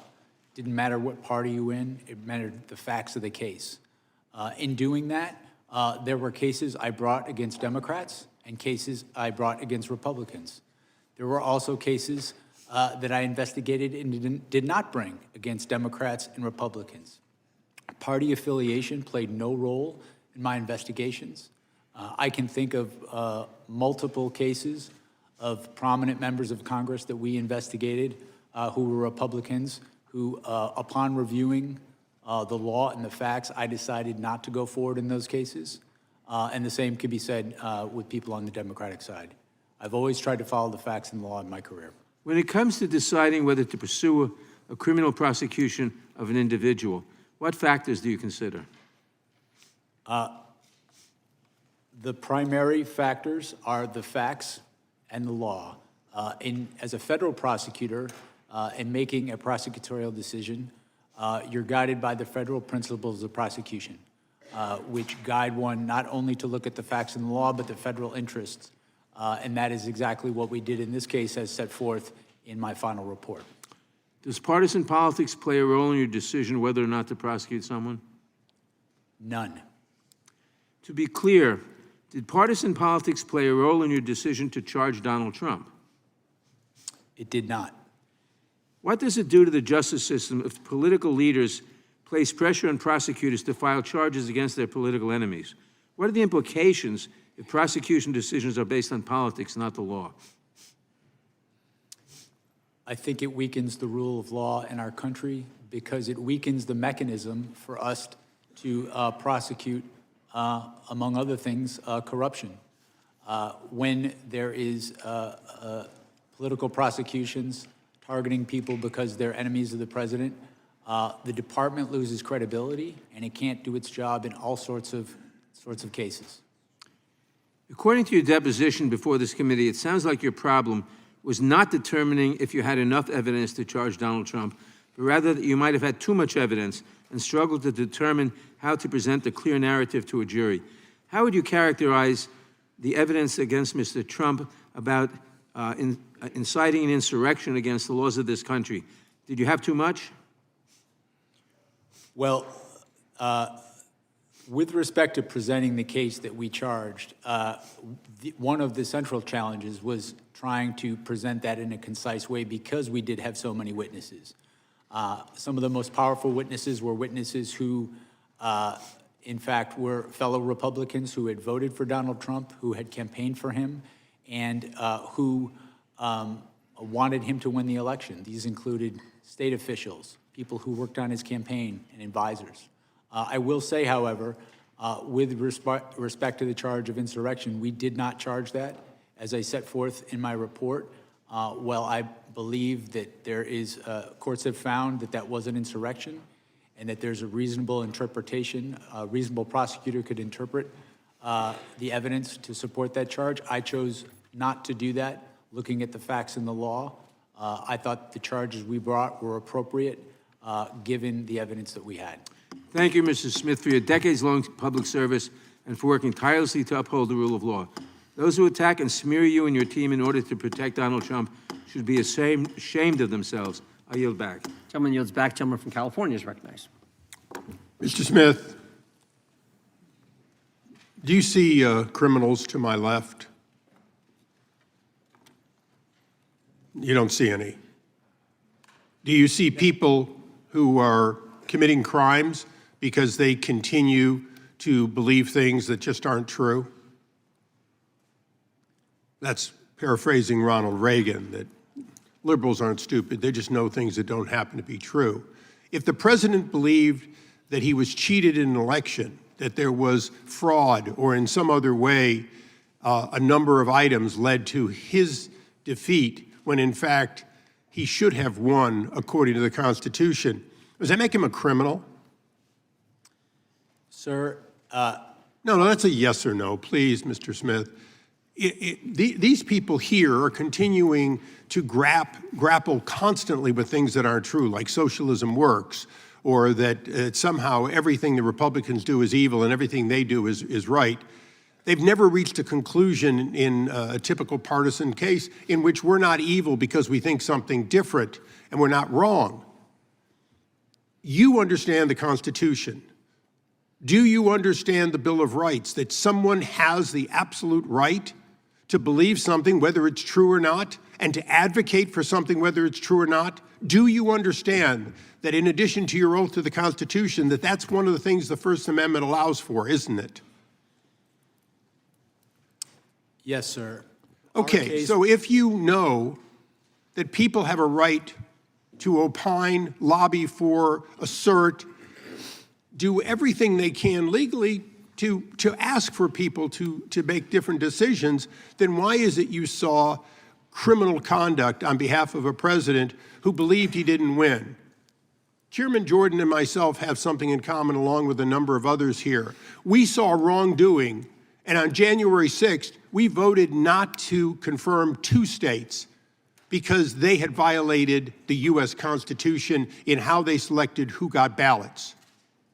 And yet, you're going to come here and say, oh, I just followed the law. When you went after these people and you said, well, technically I can do that, you didn't see any selective nature or any separation of powers under the Constitution to spying on the activities and the conversations of the Speaker of the House? To what end would conversations between the Speaker of the U.S. House, third or second in line to be the President, and the President, in what basis would it be any of your business other than you believe that there was a conspiracy without conspiracy as a basic premise? You, like the President's men for Richard Nixon, went after your political enemies. Maybe they're not your political enemies, but they sure as hell were Joe Biden's political enemies, weren't they? They were Harris's political enemies. They were the enemies of the president, and you were their arm, weren't you? No. No. Oh, great. So you spied on the Speaker of the House and these other senators and so on, and informed no one, and in fact put in a gag order so they couldn't discover it. If they were not subjects of a conspiracy investigation, why did Congress, a separate branch that you, under the Constitution, have to respect, why is it that no one should be informed, including the judges?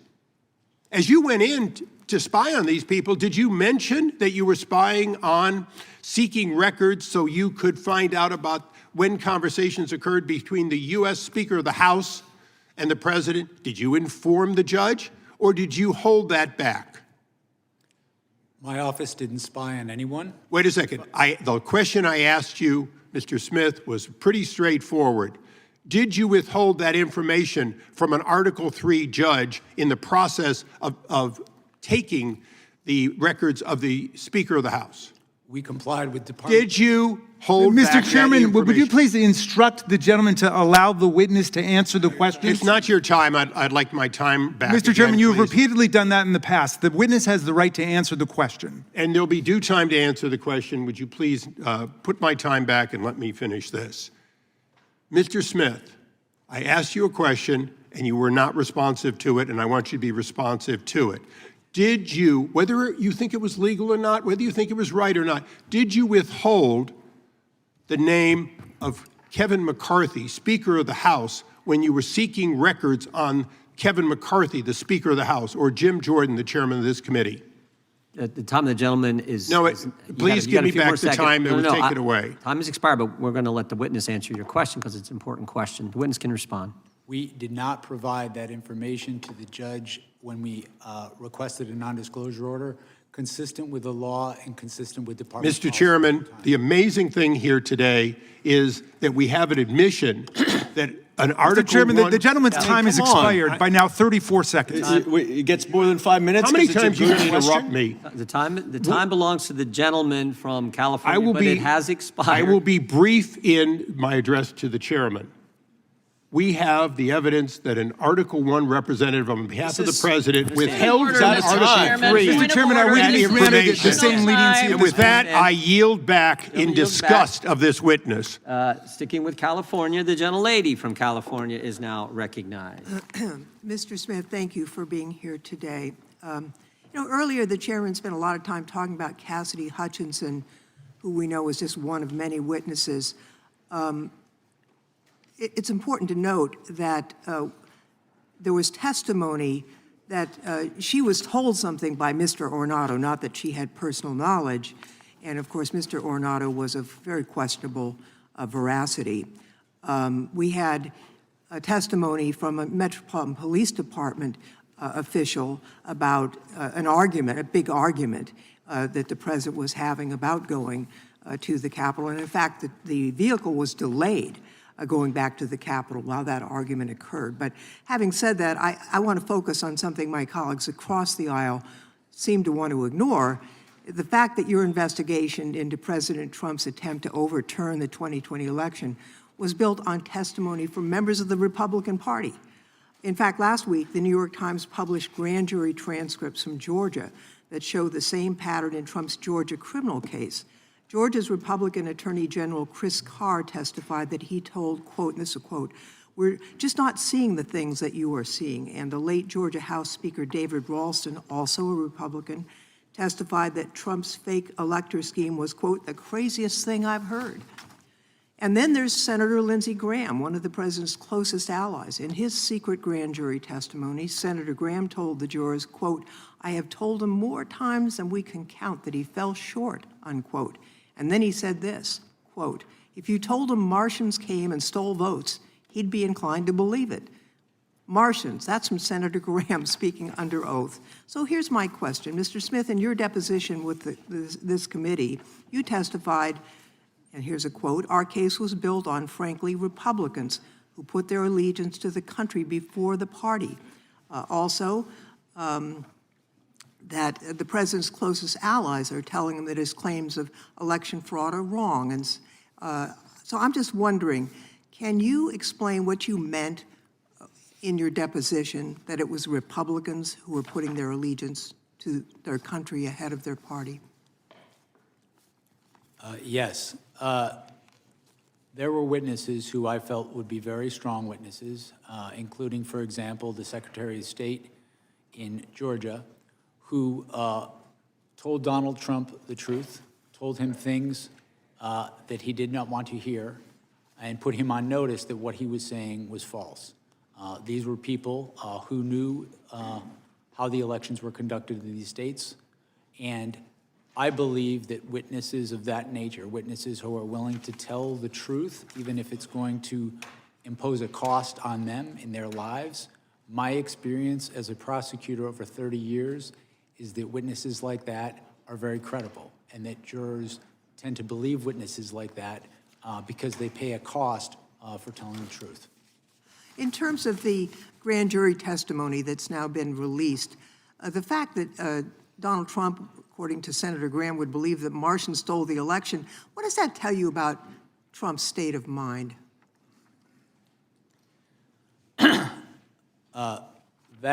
That statement is consistent with what we found in our investigation, in that our investigation revealed that Donald Trump was not looking for honest answers about whether there was fraud in the election. He was looking for ways to stay in power.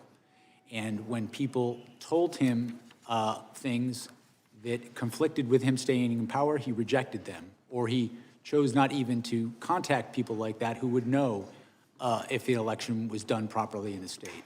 On the other hand, when individuals would say things that would allow him to stay in power, no matter how fantastical, he would latch on to those. That pattern, over time, we felt was powerful evidence that he, in fact, knew that the fraud claims he was making were false. You know, who are some of the Republican witnesses who told you that who told President Trump that his claims of election fraud were false? Can you share that with us? There were a range of witnesses. They ranged from people on his campaign team who had wanted him to win, were employed to help him win the election. They included state officials, state Republican officials who wanted him to win, voted for him, campaigned for him, asked him and his co-conspirators to provide evidence to support their claims, and invariably they never did. It included officials, advisors, people he worked with in the White House who he relied upon for important decisions and who he trusted in other contexts. We felt we had strong evidence from a variety of sources. Time of the gentlelady has expired. Ms. Chairman, with my fellow Californian, you were allowing the witness Yeah, it's a to good answer. question. Isn't that grounds to let him answer? I've given him 30 seconds extra, the gentlelady 30 seconds extra. If the gentleman can be concise and finish up here quickly, we will allow him to finish. Yes, sir. And just conclude saying we felt that constituted powerful evidence of the knowing falsity of his statements in furtherance of the fraud. Mr. Chairman, I would like to yield back, noting the presence of officers who were severely attacked. Got nothing to yield back. You're a minute over. The gentleman from Texas. Protecting our lives on January 6th. The gentleman from Texas, Mr. Gill, is recognized for 5 minutes. Mr. Smith, in January of 2023, did you subpoena then Speaker of the House Kevin McCarthy's toll records? Yes, sir, we did. Yes, you did. And the subpoena covered the time period between November 2020 and January 2021. Is that right? I'm sorry, sir. Could you say that again? We're not going to delay like this. The subpoena covered the time period between November of 2020 and January 2021. How many days after Kevin McCarthy was sworn in as Speaker did you subpoena his records? I don't recall, but those two things had nothing to do with one. It was 16 days after becoming the highest-ranking Republican in the House of Representatives. You subpoenaed his toll records. Do you agree that that might reasonably be considered a violation of the speech or debate clause? I do not, and I want to be clear that the toll You records... were collecting months' worth of phone data on the Republican Speaker of the House, the leader of the opposition, right after he got sworn in as Speaker, all around the time of a major vote. That sounds like a flagrant violation of the speech or debate clause to me, and I think most people agree with me. And Speaker McCarthy had no recourse, did he? Because you issued a non-disclosure order ensuring that neither he nor any of the American people knew about these subpoenas. Is that right? The toll record, the non-content toll record subpoenas, we did secure non-disclosure orders for those subpoenas. You did, and let me ask you, Mr. Smith, at the time you secured those non-disclosure orders, was Speaker McCarthy a flight risk? The non-disclosure order was based on concerns about... Was Speaker McCarthy a flight risk? He was not. He was not. Then why did your non-disclosure order refer to him as a flight risk? It says right here, the court finds reasonable grounds to believe that such disclosure will result in flight from prosecution. Sir, when securing a non-disclosure order, the risks don't have to be You associated... think that the Speaker of the House is a flight risk? The question? No, this is not your time. This is my time. You think the Speaker of the House is a flight risk? You think he's going to hop on a plane and leave the country? No, what I was trying to explain is, with respect to a non-disclosure order, the risks aren't necessarily associated with the subscriber to the phone. They're the risks to the investigation. I think that you were using, this was clearly in reference to Speaker McCarthy, and you were using clearly false information to secure a non-disclosure order to hide from Speaker McCarthy and from the American people the fact that you were spying on his toll records. But I've got more, so let's move on. In May of 2023, you also issued subpoenas for toll records of 9 U.S. senators and an additional representative. Is that right? In May of 23, we did issue... You did, and there were non-disclosure orders in conjunction with those subpoenas as well, right? That's correct, consistent with department policy and the law. So again, nobody would know what you were doing. The senators would, and the representatives would, and the American people wouldn't know what you were doing. Is that right?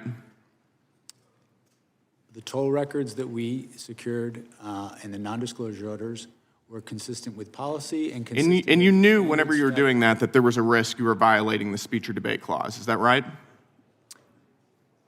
The toll record subpoenas that we secured were with the concurrence of the public integrity... Your own analysis says that you knew there was a risk you were violating the speech or debate clause. I have it right here. This is an email from John Keller at Public Integrity Section to your team. As you are aware, quote, as you are aware, there is some litigation risk regarding whether compelled disclosure of toll records of a member's legislative calls violates the speech or debate clause in the D.C. Circuit. That's from your own analysis right there. So you did know, didn't you? Sir, with respect to the item you just put up on the screen, the last sentence states... oh, we're going to get to the last sentence. Okay. We're going to get to the last sentence. And you cite case law in here, quote, the bar on compelled disclosure is absolute. Is that right? Or do you think that you didn't have to abide by that precedent?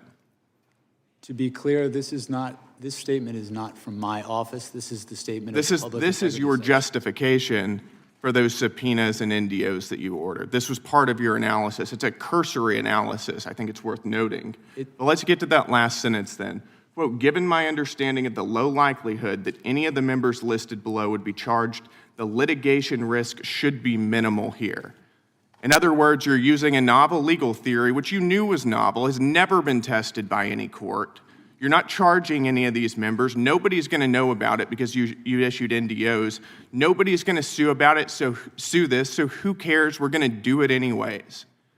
I mean, you walked all over the Constitution throughout this entire process. Mr. Chairman, the gentleman's time's spying expired. on members of Congress, and you know it. It's absolutely disgraceful. I yield back. Gentleman yields back. Not going to be charged. They're not going to see it. They're not going to know because we're not going to tell them. So let's go ahead and do it. It's exactly what happened. The gentleman from Tennessee is recognized for 5 minutes. Thank you, Mr. Chair. Mr. Smith, it's great that you've been allowed to come here and testify to the American public. Is there anything you'd like briefly to discuss that Mr. Gill brought up on the reasons why you needed those phone records and the limitations that you thought might have been on you and the prosecution because of to risk the investigation? Sure, and I would begin by pointing out that the email that was referenced wasn't a justification from my office. It was an email from the Public Integrity Section to my office approving the subpoenas. The subpoenas that we secured with non-disclosure orders from a judge because I had grave concerns about obstruction of justice in this investigation, specifically with regards to Donald Trump. Not only did we have the obstruction of justice that we were investigating in the classified documents case, but I was aware during the course of our investigation of targeting of witnesses during the course of the conspiracy itself. There were election workers who had their lives turned upside down and received vile death threats because they were targeted by Donald Trump and his co-conspirators. I had a duty to protect witnesses in this investigation. That risk, that threat to witnesses was only confirmed when we went forward in this case and Donald Trump suggested that one witness should be put to death and then also issued a statement to the effect of, if you come after me, I'm coming after you. In my mind, I can't think of a more direct threat to witnesses and individuals involved in that proceeding. Given that sort of threats, it was, in my view, completely appropriate to protect the integrity of the investigation, to protect against destruction of evidence, and to protect the witnesses in our case. And just to make clear, you did not see any of the discussion. There was not any, it was just the content that they made a call to the president and vice versa, but nothing about any content whatsoever. That's correct. A toll record subpoena gives you who a call is from, who it is to, and the length of that call. It does not tell you the content of what people are speaking about. You felt that you had a case that was one that you would win beyond a reasonable doubt, no moral certainty. Is there anything in your facts that you had that you would have used at trial that you believe has not been presented to the public in the past or have been misrepresented to the public? Is there anything? Essential facts that you had that you felt would have resulted in a conviction of the president on the charges that he was indicted upon? I think my report, the report of our case, the final report, summarizes the evidence, I think, in a way that is gives a fair rating of the strength of the case. And you have no question but have been successful before jury? My review of the case, I came to the conclusion we had proof beyond a reasonable doubt. We were ready, willing, and able to go to trial in the case. Of course, as I said in my opening statement, prosecutors can't control outcomes, but I felt confident in pursuing the case to trial. Did Merrick Garland ever pressure you to bring an indictment or to do anything in your investigation? No. Did anybody else in the administration, President Biden, Vice President Harris, et cetera? I was given the independence to conduct my investigation, and I came to the decision to bring charges in this case without undue influence from anybody in the department. And you dropped the case. Why did you drop the case? The cases against Donald Trump were dismissed pursuant to department policy. Department policy, the Office of Legal Counsel said if somebody's president, you can't bring a charge against them or they can't be held liable. Is that correct?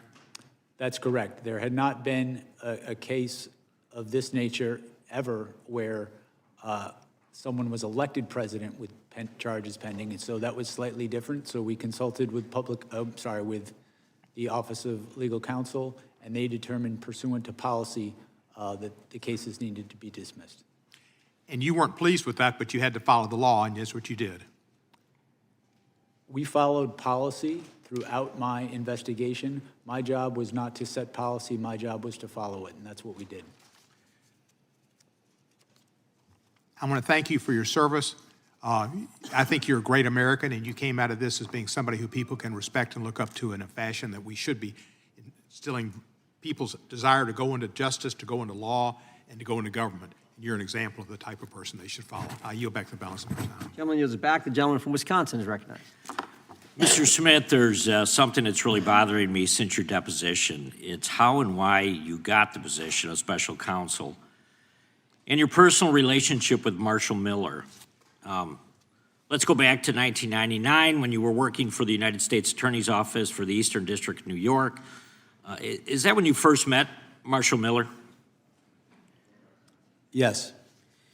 So after ED New York, did the two of you ever work together again prior to becoming special counsel?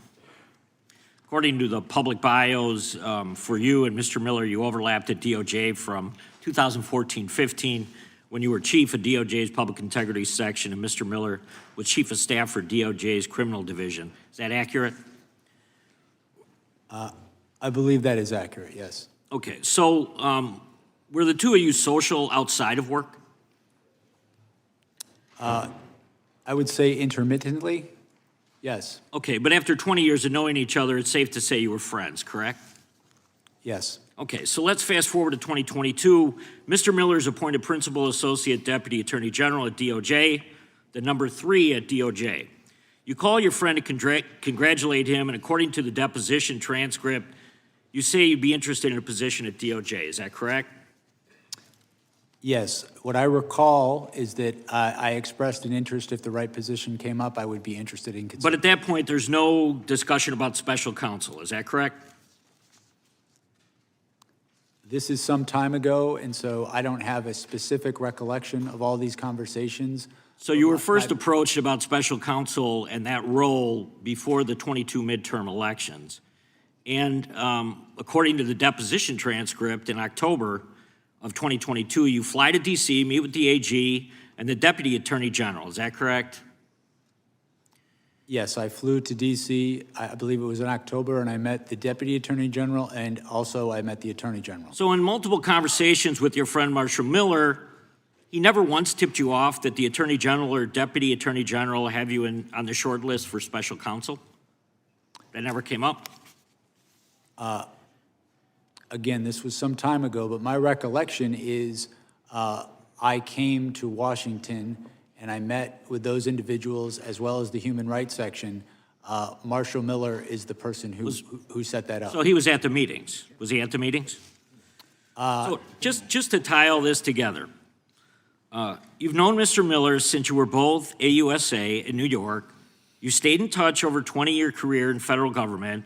He gets a job with the Biden administration, and just a few short months later, you're offered the role of special counsel. I'm having a hard time believing that this is some big coincidence and that there wasn't a back and forth on the special counsel. So maybe you never received directives explicitly from the AG or the Deputy Attorney General, but was Marshall Miller, did he become a two-way conduit throughout the investigation with DOJ? No, and I would not take direction from a political person, a political figure, about how I should conduct an investigation. But you never spoke to him throughout the entire time you were conducting the investigation? No, I didn't say that. What I said was that he was, I think you asked if he was a conduit of information. He was present, to my recollection, at meetings, briefings that I had with the Attorney General and Deputy Attorney General during my time as special counsel. I mean, I don't want to assume anything, but Mr. Miller wanted you in that position, not because you're necessarily the best lawyer he ever met, but because of the long-term friendship that you have with him. What I can tell you is I have been a prosecutor for 30 years. I have been an apolitical public servant for 30 years. I've prosecuted cases against Democrats and Republicans all the same. I've had, in my view, the experience necessary for this position, and that's why I accepted it. So he knew that you would pursue, I mean, he had to have an idea that you would pursue exactly what the Biden administration wanted, which was criminal charges against President Trump. I think that anybody who knows me well knows the idea that I would take direction from a political figure about how an investigation should come out. I don't think anybody who knows me thinks that's true. Well, Chairman Jordan, I think the next deposition should be with Marshall Miller at this point. I yield back. Gentleman yields back. The gentleman from Georgia is recognized. And while we are deposing Marshall Miller, maybe we can depose Donald Trump about why he chose his personal lawyer to be the head of the DOJ. On January 6, 2026, the 5th anniversary of the insurrection, the White House launched a taxpayer-funded website that attempts to rewrite history about what happened on that day of infamy. On January 6, 2021, there was an insurrection at the United States Capitol that resulted in a police officer dying the next day, another 4 officers dying by suicide in the months thereafter, with at least 140 police officers being injured by the insurrectionists, with 15 of them requiring hospitalization. And I'm proud that we have 4 former officers as well as on-duty Capitol Hill police officers here today.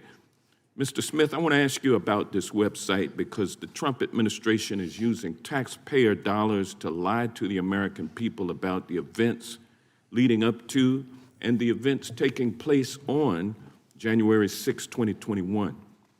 For example, this Trump propaganda site claims that the 2020 election was, quote, stolen. Mr. Smith, did your investigation uncover evidence sufficient to prove beyond a reasonable doubt that Donald Trump knew that his claim that the election was stolen was false? Yes, it did.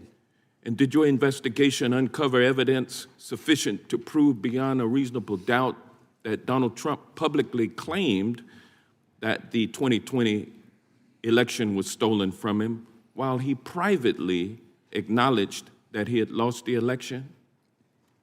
Yes, we cited instances of that during in our case. But yet here we see that on the 5th anniversary of the insurrection, the Trump White House propaganda machine is still promoting the stolen election theory on this government webpage with a text box titled, quote, fraudulent election, stolen election certified, end quote. The site also has a subsection reading in part, quote, FBI entrapment operation exposed.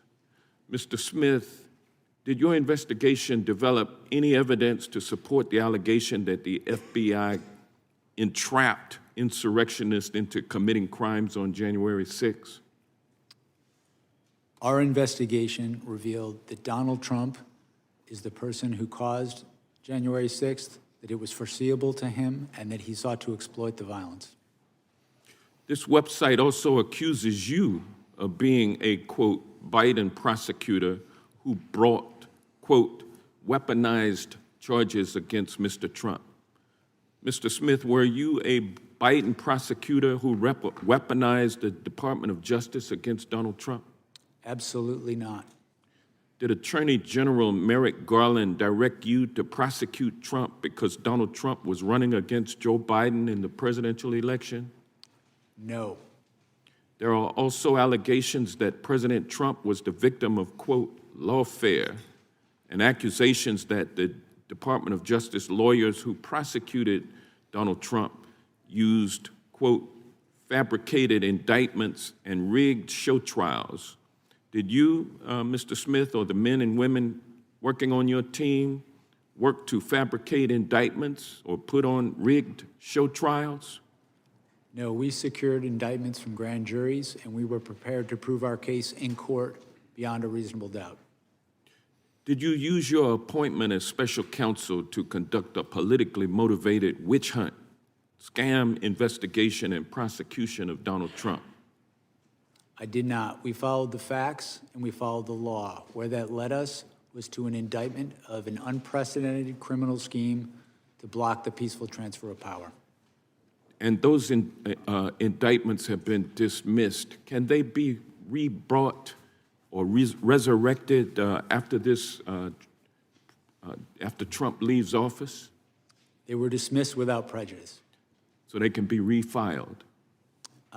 And he can be prosecuted after he leaves office, is that correct? I'm not going to speak to that. I can only speak to what we did, which was dismiss the case without prejudice. All right.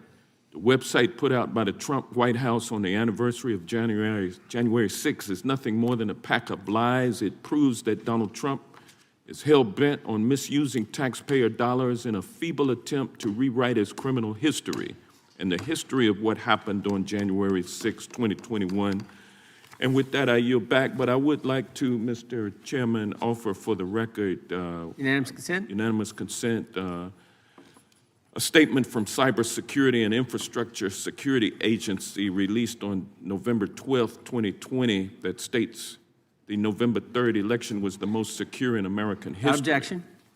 And also testimony from, I would like to request unanimous consent to enter into the record the September 24th, 2020 testimony of Trump's former FBI Director, Chris Wray, who told Senate Homeland Security, the Homeland Security Committee of the Senate, that the FBI had, quote, not seen or historically had any kind of coordinated national voter fraud effort in a major election. Without objection.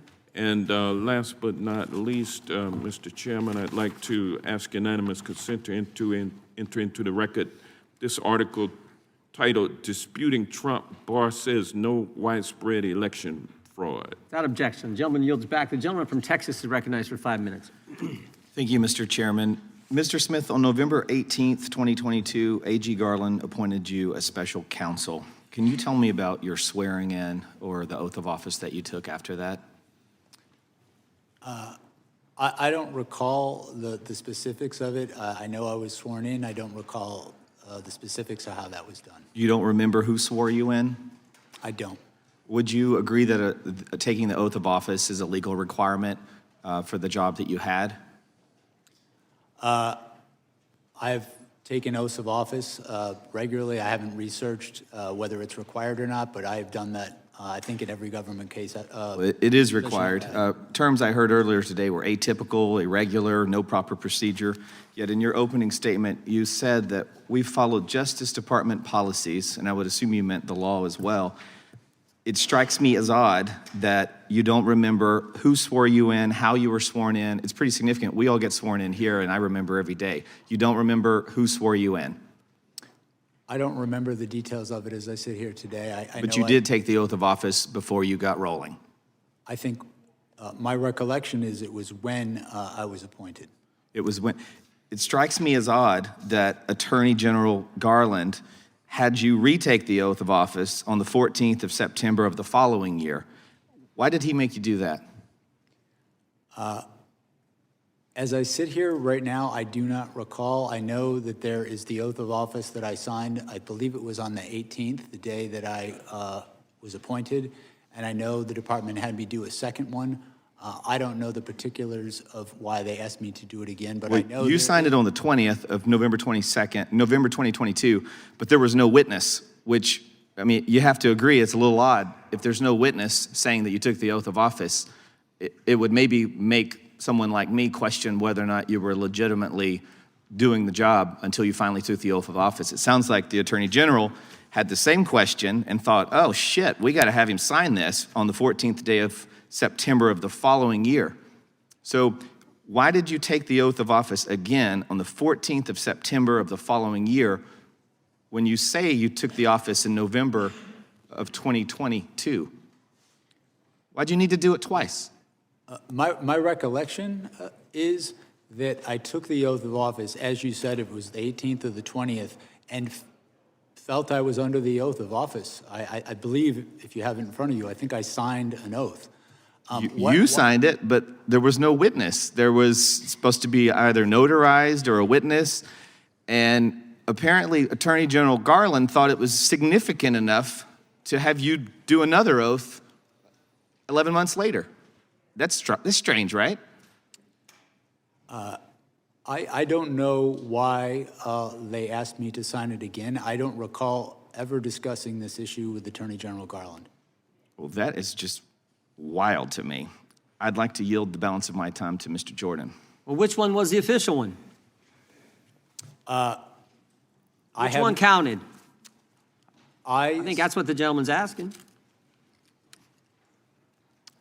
I understood myself to have taken the oath of office when I assumed the job. How much money did you? Okay. How much money did you spend in the investigating President Trump? How much money did your office spend? I do not recall as I sit here now, but I know that pursuant to, I believe it's the special counsel regulations, reports were issued each 6 months detailing how much. We gathered at $35 million. And what I want to know is how much of that $35 million of taxpayer money did you give to confidential human sources?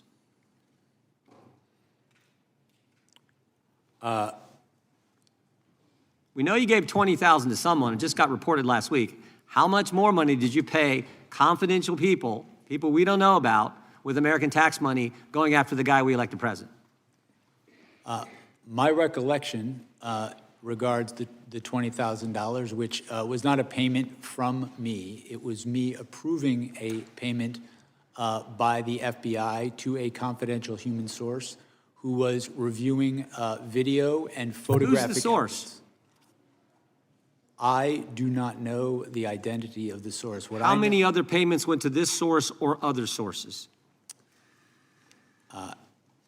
As I sit here, I do not know the answer to that question. My role as special counsel, $35 million, and you're giving money to people the country doesn't know who they are, and you're giving their hard-earned money to these folks?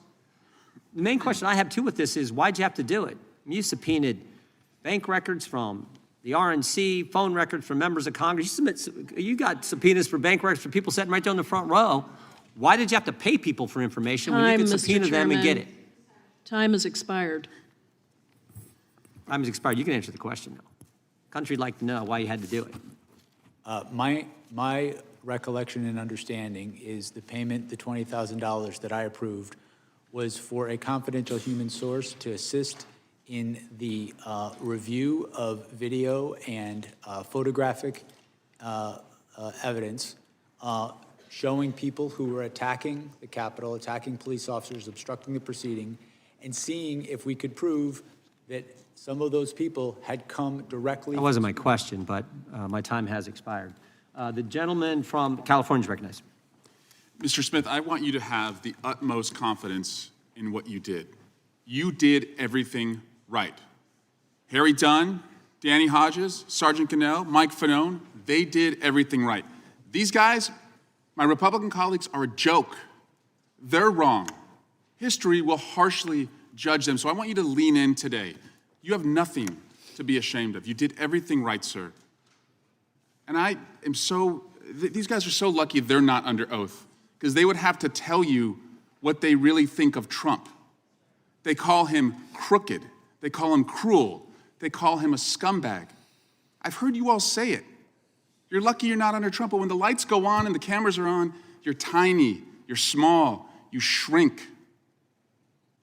Everyone remembers Matt Gaetz coming over here after a committee hearing. He would laugh at how stupid he thought Trump was. This is all a show. And Mr. Smith, you're just the latest act that they've brought in. But they can't erase what happened on January 6th because we saw it with our own eyes. Mr. Smith, After the mainstream media called the race for Biden about a week after the election, did Donald Trump concede the election? He did not. The next month, the Electoral College met in every state and voted Biden as the winner. Did Donald Trump concede then? He did not. Shortly after that, the last court case that Donald Trump brought was thrown out. Did he concede then? No. Is it your judgment then that only Donald Trump could have convened the mob in the size that it was assembled on January 6th? Our assessment of the evidence is that he is the person most responsible for what happened on January 6th. He caused what happened. It was foreseeable to him.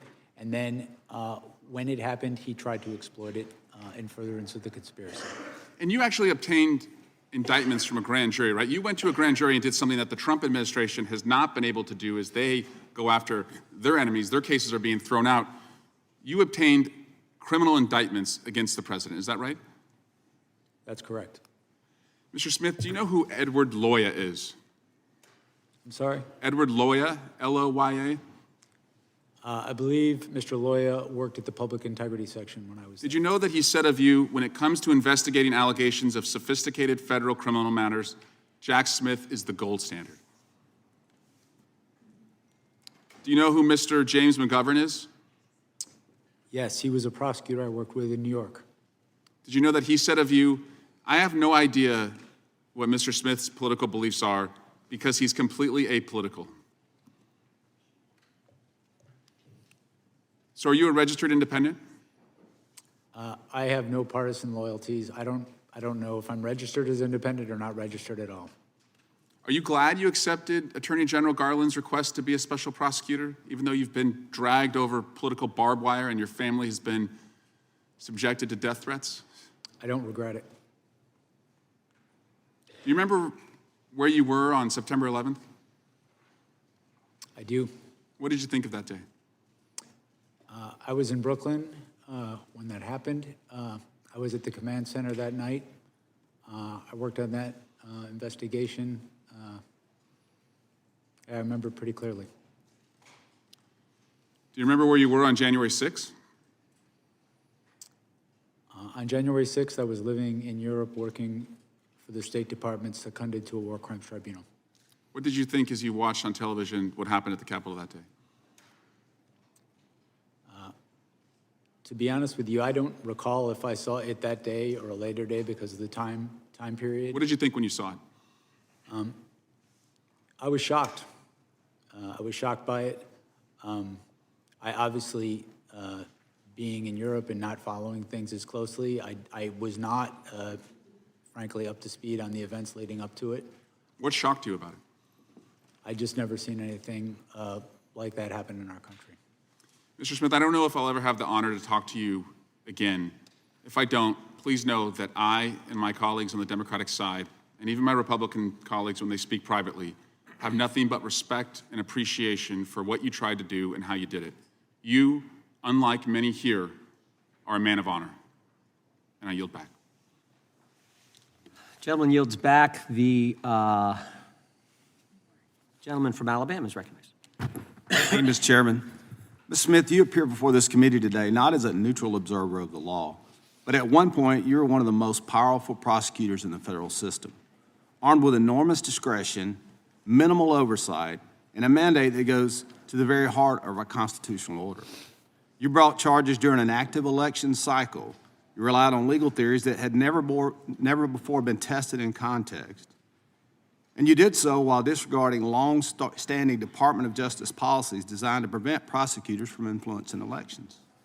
Mr. Smith, you claimed in your investigation you developed proof beyond a reasonable doubt that President Trump engaged in criminal scheme to overturn the results in the 2020 election and to prevent lawful transfer of power.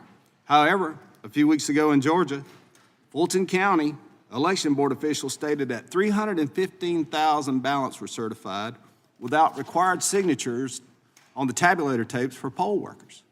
These signatures were required by the Georgia statute. If not counted, this could have turned the state of Georgia red, and I won't doubt there were similar schemes in many other states. You were illegally appointed to serve as special counsel since you were not confirmed by advance and consent Senate, and stated in the Appointments Clause. You also issued an indictment against then-President Biden's most formidable political opponent. The candidate was President Trump, and you issued a gag order for President Trump during a 2024 election cycle. This was a major violation of President Trump's First Amendment rights and a poor attempt to outright censor the leading political candidate. These actions were nothing short of election interference. 9 senators, including Senator Tuberville from my state of Alabama, and multiple Republican members of the House of Representatives had their phones subpoenaed, or their records subpoenaed. Some you seized their phones. Even then, Speaker of the House Kevin McCarthy, one of the highest-ranking Republicans in the country, had his phone records subpoenaed, all for political gain. These subpoenas clearly violated the Speech and Debate Clause. As John Keller of the DOJ's Public Integrity Section addressed this issue in an email dated May 17th of 2023, D.C. Circuit President stated that the Speech and Debate Clause, and the bar is this, bar on compelled disclosure is absolute. These instances are not only the tip of the iceberg about you and your team's flagrant disregard of the Constitution. Mr. Smith, your actions have changed and damaged confidence in our justice system. Today, this committee will determine whether that damage was a result of reckless judgment, political bias, or deliberate misuse of authority. And with that, Mr. Chairman, I'll yield you the balance of my time for questions. I thank the gentleman for yielding. I want to go back to that email, if we could put that up, this email that Mr. Gill highlighted a few minutes ago. This is the justification from the Public Integrity section. If you look at the bottom, John Keller, Public Integrity section, for going and getting the phone records, toll records of members of Congress. And there's a couple things I want to highlight. That first highlighted area, there is some litigation risk. So they admit there's some concern here. And they send this to the copy to Jack Smith's team. And then you go down later, as Mr. Gill pointed out, the case law is clear. A legislator may intervene and oppose such use. So the risk is real. But here's the deal. There was really no risk because we weren't going to know. They weren't going to tell us. They made sure they didn't tell us because they went to the judge and got a gag order. And look at the last sentence. The last sentence. Low likelihood that any of the members listed below would be charged. So they're not going to know because we're not going to charge any of these guys. They didn't do anything wrong. And so therefore, the litigation risk should be minimal. They're not going to be charged. We're not going to go after them. The litigation risk is minimal. And it's minimal because, frankly, it's non-existent because they're not going to know. And we're going to make sure they don't know because we're not even going to tell the judge who we're getting the gag orders on. And yet, Mr. Smith thought that was A-okay. That was just fine. That was in the letter and the spirit of the Constitution. I find that hard to believe. And you know why? You know why everyone knows it's wrong?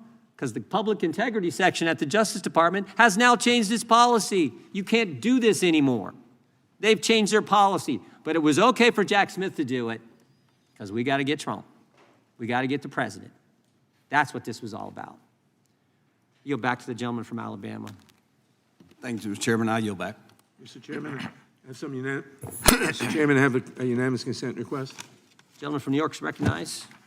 Mr. Chairman, I ask unanimous consent to enter into the record a transcript of the voicemail that President Trump's lawyer, Rudy Giuliani, left Senator Tuberville on January 6th, in which he states, "I'm calling you because I want to discuss with you how they're trying to rush this hearing and how we need you, our Republican friends, to try to just slow it down so we can get these legislatures to get more information." Without objection. Gentleman yields back to the chair. Now recognizes the gentleman from California. Thank you, Mr. Chairman. The House Judiciary Committee is responsible for helping to ensure the rule of law. Unfortunately, the chairman of this committee ignored a bipartisan congressional subpoena directed at him. His actions have made it harder for this committee and other congressional committees to get witnesses and testimony and damage the rule of law. Now, before I ask questions of Mr. Smith, I just want to make a simple observation. How scared are Republicans of talking about the Epstein files? They're so scared that they literally are calling Jack Smith, the distinguished federal prosecutor who secured multiple indictments against Donald Trump with multiple felony counts. Republicans would rather talk about the criminality of Donald Trump in trying to steal an election and trying to stop the peaceful transfer of power, and the criminality of Donald Trump in stealing classified documents, obstructing justice, than about Donald Trump's associations with Jeffrey Epstein and his pedophilia ring. I demand this committee, this chairman, and Republicans to call an immediate hearing asking why the Department of Justice is refusing to release 99% of the Epstein files and why the DOJ is violating the law right now. I have questions, Mrs. Smith, for you, and thank you for being here today. My questions center on interactions or lack of interactions between the Biden administration and yourself. Did President Biden or anyone in the Biden White House ever direct you to seek retribution against anyone perceived to be Biden's political opponent? No. Did the Biden administration or President Biden or anyone in the White House ever write a social media post directing you to seek retribution against any particular individual? No. Did President Biden or anyone else in the Biden White House ever direct you to take any prosecutorial step whatsoever? No. Okay. Donald Trump made it clear he wanted to seek retribution against New York Attorney General Tish James. Trump relentlessly attacked her, saying, quote, she should be prosecuted and, quote, arrested and punished because she dared to hold Trump accountable for Trump's fraud in New York. Trump weaponized the Department of Justice, and the Trump DOJ opened a sham investigation into her alleged mortgage fraud. We know it's a sham investigation because they couldn't even get twice grand juries to secure indictments against her. When interim U.S. Attorney Eric Siebert, who Donald Trump himself appointed, spent 5 months investigating Tish James, he concluded there was not enough evidence to go forward. And what did Trump do? He fired his own U.S. attorney. Mrs. Smith, did President Biden or anyone else in the Biden White House ever tell you that Donald Trump should be, quote, arrested and punished? No. Did President Biden or anyone else in the Biden White House ever threaten to fire you based on any action you took or did not take? No. Donald Trump also directed the Trump DOJ to open investigations into his own appointees who refused to do his bidding. His DOJ recently investigated Federal Reserve Chair Jerome Powell because Powell won't cede to Trump's bullying on interest rates. Did President Biden or anyone else in the Biden White House ever direct you to go after any Biden appointee? No. Okay. I just want to say a little bit about what the Republicans have brought up about these phone toll records. Do you believe the Speaker of the House is above the law? No, I don't believe anybody should be above the law. Right. And U.S. senators are not above the law, correct? No. Yeah. And members of Congress are not above the law, right? No. Yeah, that's right, because we're not. And what Republicans are trying to argue is somehow, if you're doing an investigation, you can't do stuff to senators or members of Congress. Get out of here. We're just under a law like everybody else.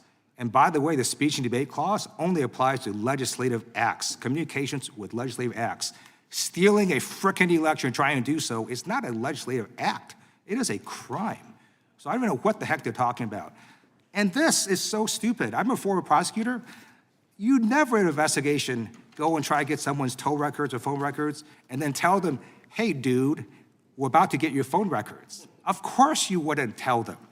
What the Republicans are saying today is just idiotic. I am so pleased you're here on national TV telling the American people that Trump was indicted. He was indicted lawfully, and multiple grand juries secured those indictments. Thank you for your service, and history will look upon you well. I yield back. Gentlelady from Florida is recognized for 5 minutes. Mr. Smith, you have a long tenure at the Department of Justice.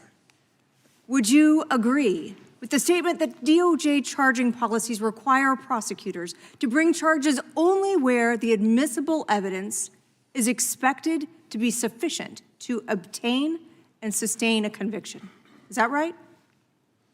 That is correct. That's from the federal principles of prosecution. And in this case you brought against President Trump, One of the charges you pursued was under Title 18, Section 371, which requires an agreement to interfere with the lawful function of the United States through deceit or dishonesty that the defendant knowingly and intentionally joined, and an overt act. And what I'd like to ask you about is this. So you would agree that Section 371 requires dishonesty or deceit and also proof that a criminal defendant acted knowingly and intentionally. Is that right?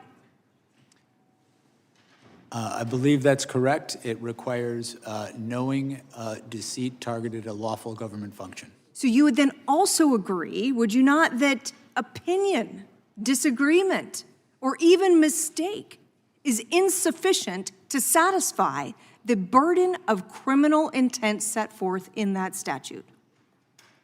A mistake certainly would. We needed to prove and intended to prove at trial that the false statements that Donald Trump made were knowingly false. That they were false and that it was done knowingly. So even under your theory of the case, even if we took your facts as true, you still would have been required to prove that the president said something false and that he or did it knowingly. So going on to your next charge, let's talk about obstruction. There too, that charge requires proof of wrongful intent, does it not? That's correct. So if a defendant there actually believes a factual claim is true, that would mean he could not be convicted of that charge. Isn't that right? Well, Not correctly convicted. The defendant for that charge would have to behave corruptly, and corruptly could include seeking an unlawful benefit, seeking a benefit to benefit themselves, in this case, to stay in office when they had, in fact, not won the election. But there, too, there's a requirement of intent, that this conduct must be knowing and intentional. Isn't that right? There is an intent requirement, yes. And corrupt didn't you intent. also acknowledge in your deposition that the president was receiving information from multiple advisors? Giuliani, Eastman, Clark, Powell, and in your deposition you said he was almost just regurgitating what they told him. Isn't that right? I don't believe I said he was regurgitating what they told him. I think what I said is that he was making knowingly false claims, that he was believing anything that would keep him in office, and he was rejecting anything. You would agree that those people, or some people, were giving the president conflicting advice at that time. Would you not? You are correct in that his original campaign staff told him he had lost. He fired them and brought in people who would... But criminal liability, under the statutes you used in your indictment, requires proving intent, not simply the undermining of democratic norms or expressing an opinion with which you do not agree. So is it not correct, sir, that here you charged 2 intent-based crimes without any direct proof whatsoever that the conduct charged was knowing, intentional, or that you were going to have an adequate basis to sustain a conviction at trial? I felt we had proof beyond a reasonable doubt. I felt that that proof included direct testimony from a number of witnesses to prove the knowing falsity of his claims. Despite the fact that in your own deposition you acknowledge the existence of conflicting advice. If this defendant were anyone other than Donald J. Trump, Mr. Smith, I find it hard to believe that we would be sitting here today having a hearing about an indictment that was returned knowing that the elements of the offenses could not be demonstrated. Now, let's talk about this. I assume you're also familiar with the Department of Justice policy that prohibits prosecutors from selecting the timing of investigative or prosecutorial actions for the purpose of affecting any election. Yes, I am. That's the election year sensitivities policy, and we followed it in all respects. The public integrity section who administers that policy concurred that we followed it in all respects. Mr. Chairman, my time has expired. The gentlelady yields back. The chair recognizes the ranking member for UC. Thank you kindly, Mr. Chairman. This is from John Dowd. I was Donald Trump's lawyer. Jack Smith should be celebrated, not vilified. December 16th, 2025, last month. Without objection? I ask unanimous consent to enter the record a criminal complaint filed by the Trump Department of Justice on December 13, 2025, detailing how Kash Patel and the FBI used a confidential human source and an undercover FBI agent to investigate a bomb threat in Los Angeles. And then finally, this is an article published by The Verge on October 19, 2023, titled "Peter Thiel was reportedly an FBI informant," which reports that Peter Thiel served as a confidential human source for the FBI. Without objection, the gentleman from Arizona is recognized for unanimous consent. Thank you, Mr. Chairman. First one is from MSN.com. Biden's FBI paid anti-Trump sedition hunters as informants in J6 Arctic frost probes. Without objection. Jack Smith team approved $20,000 payment to informant to snitch on Trump during Arctic frost probe. Without objection. AT&T turned Kevin McCarthy's cell phone records over to Jack Smith. Without objection. Biden's legal team met with Jack Smith aide before Trump indictment. Without objection. Jack Smith deposition gives insight into failed effort to hold Trump accountable. Without objection. Trump special counsel Jack Smith was involved in Lois Lerner IRS scandal. Without objection. Special counsel Jack Smith's mixed history pursuing high-profile politicians. Without objection. And FBI resisted opening probe into Trump's role on January 6th. Without objection, the gentleman from North Carolina is recognized for 5 minutes. Thank you, Mr. Chairman. Oh, I think it's our turn. Do you yield your time? lost track after all those unanimous consent requests. Gentlelady from Washington is recognized, and then the gentleman from North Carolina. Thank you, Mr. Chairman. Mr. Smith, thank you for coming here today. Your willingness to speak directly to us and to the American people about your investigation is professional, it's courageous, and it's patriotic.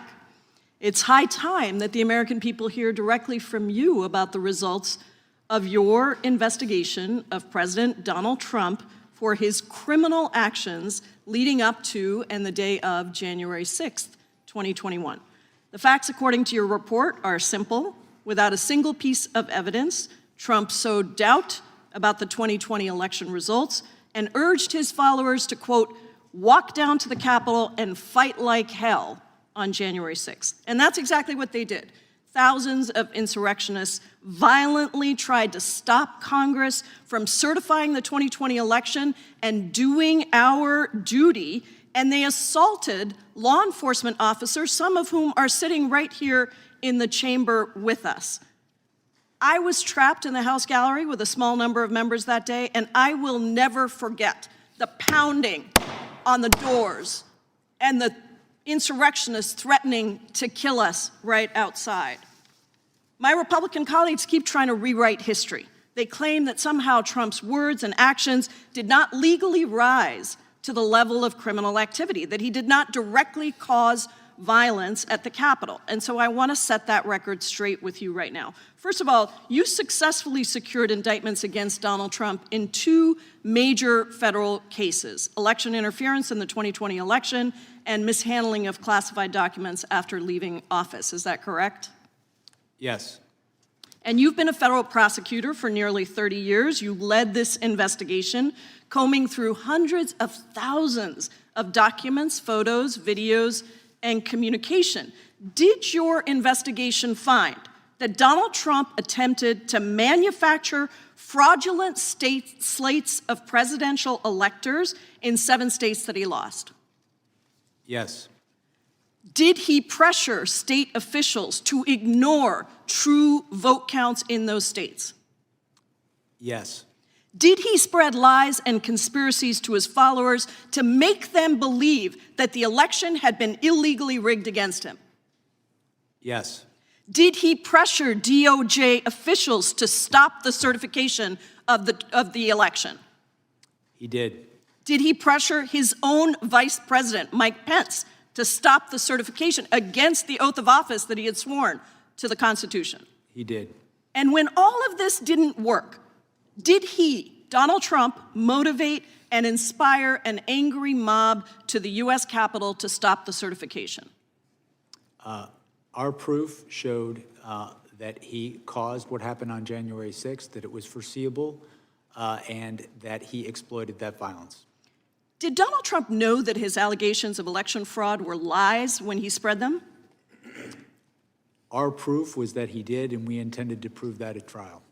In fact, as the quotes from your report behind me show, he even privately admitted that he lost the election, correct? Yes. He said, quote, "It doesn't matter if you won or lost the election, you have to fight like hell." And he said, "Can you believe I lost to this effing guy?" During your closed-door deposition last month, you and I had an exchange about the impact on our democracy, the toll on our democracy, for not holding a president accountable for trying to steal an election. Do you remember that exchange? I do. I want to return to it because I think what you said in the closed-door deposition is important for the American people to hear right here in your public testimony. How would you describe the toll on our democracy if we do not hold a president accountable for attempting to steal an election? My belief is that if we do not hold the most powerful people in our society to the same standards of the rule of law, it can be catastrophic because if they don't have to follow the law, it's very easy to understand why people would think they don't have to follow the law as well. And so I think the law should be applied equally to everyone. And what do you think the toll is for future elections and future presidents who try to steal an election?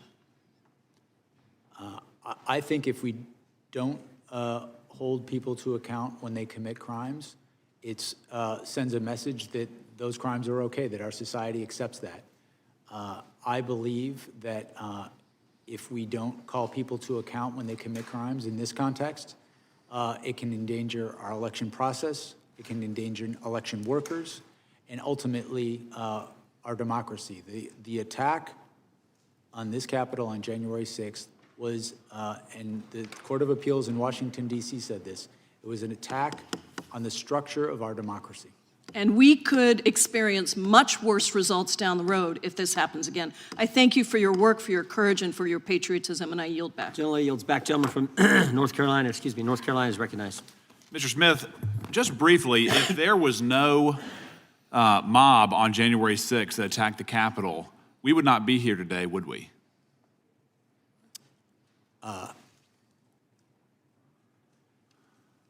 I can't speak to hypotheticals. The case I investigated involved a mob of supporters of Donald Trump's supporters. Sure, I understand that. But had there not been a mob that rushed the Capitol, if they had just stayed in the original speech, if they had obeyed the instruction, go peacefully and patriotically and make your voices heard, we would not be here. Isn't that correct? Well, in that case, Donald Trump wouldn't have done many of the things. I'm just asking. If they had gone peacefully and patriotically, we would not have had a special prosecutor. President Trump would not have been indicted. There would not have been, quote, the attack on the foundations of our democracy, correct? That's a hypothetical, and I think it's a counterfactual hypothetical. Well, and second point, in regards to what we just heard from my colleague from Washington, I think it's noteworthy that the vice president, despite the enormous toll that he has taken in these events, was against charging the president criminally in this case. But in regards to my own experience, Mr. Smith, I've charged many conspiracies. There's obviously a lot of benefit to that charge. It's a useful tool for fact-finding, scrutinizing evidence, figuring out exactly what happened, trying to form charges, trying to prove charges, trying to solidify the evidence. And in your case, sir, you've detailed, number one, the unprecedented criminal scheme, your words, not mine. In the press conference, you said there was an unprecedented assault on the seat of American democracy. Do you remember saying that? I believe so, yes. And in regards to your investigative authority, it was quite broad. We've already established that you had millions of dollars at your disposal. You had teams of lawyers. You had total subpoena power. You used campaign officials as witnesses. You subpoenaed millions of documents. You had civilian witnesses. You had political leaders. You had campaign officials that work with the president, folks who were in the room. And after all of this, sir, you charged a conspiracy, and notably absent, there was no insurrection charged. There was no seditious conspiracy charged. And there was only one defendant, correct? Donald Trump. That is correct. Despite 6 co-conspirators identified in the indictment, only one person was charged. Is that correct? Yes, Despite there being an unprecedented criminal scheme, you did not find it necessary to charge anybody else who was admittedly, by your own evidence, involved in a criminal conspiracy that amounted to an unprecedented assault on the seat of American democracy. yes. At the time of the conclusion of our work, my lawyers had determined, had believed that we did have proof to charge other people. I was in the process of making that determination when our work was concluded. But you are correct that the only person charged in this case was Donald Trump, who, in my estimation, was the person most culpable for the crimes charged. Well, I understand your position, sir, but again, you started at the very top and only charged the top conspirator, in your opinion. You didn't charge anybody underneath him, correct? Correct. Despite that charge requirement, you would agree that a criminal conspiracy federally is a criminal agreement, correct? Yes. So by extension, people, under your theory, people besides the president were involved in the unprecedented assault on American democracy, but you didn't find it necessary to charge them criminally. I had not yet charged anyone besides the president. You didn't. You decided not to charge anybody but Donald Trump in that indictment. Consistent with the federal principles of prosecution, which emphasize the degree of someone's culpability in making a charging decision, Donald Trump is the person that was charged. I understand that. I understand your position, but you made the decision to charge one person and nobody else, correct? I made the decision to make the charges in this case. In regards to the way that the case handled from there, sir, I just want to get this on the record.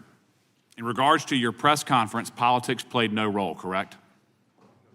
That is correct. The charges you brought, politics played no role, correct? Correct. The expedited trial date played no role. Politics played no role, correct?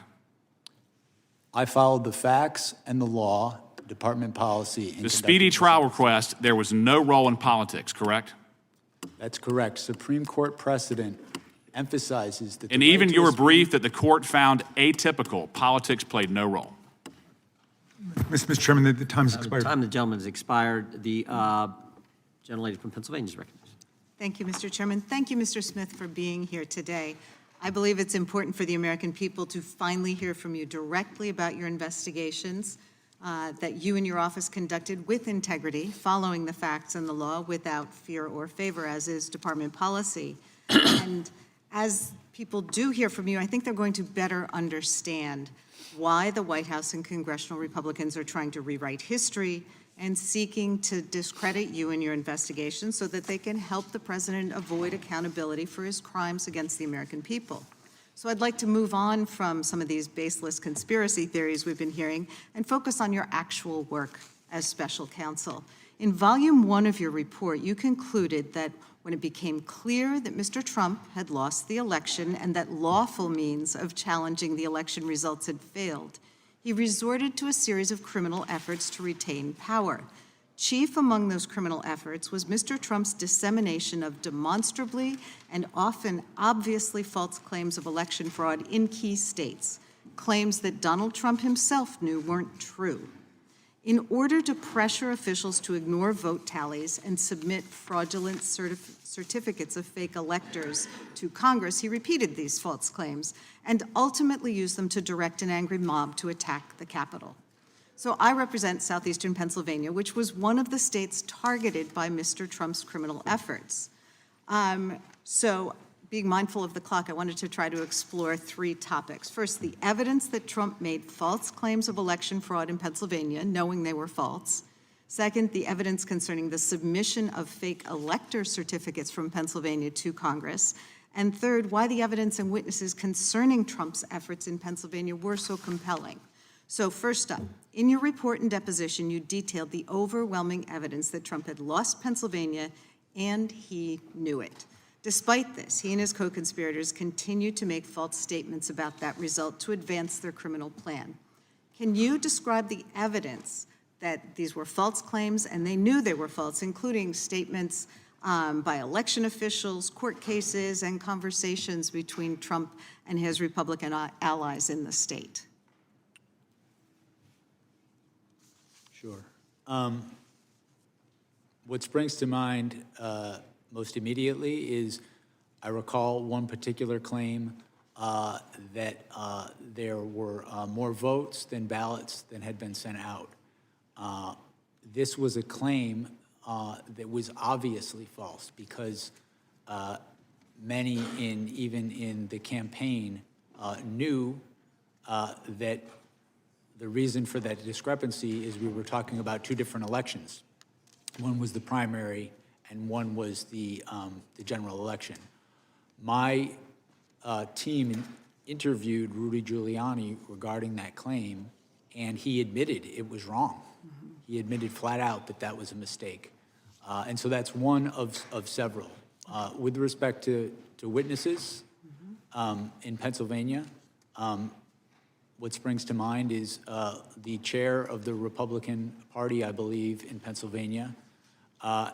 This is relatively early, shortly after the election, had informed Donald Trump that the idea that fraud was the reason was not accurate. It was because of the counting of mail-in ballots, which was totally normal in this process. And again, this is someone who is a Republican who supported Donald Trump, but wanted him to win. I submit he would have been a credible witness at trial.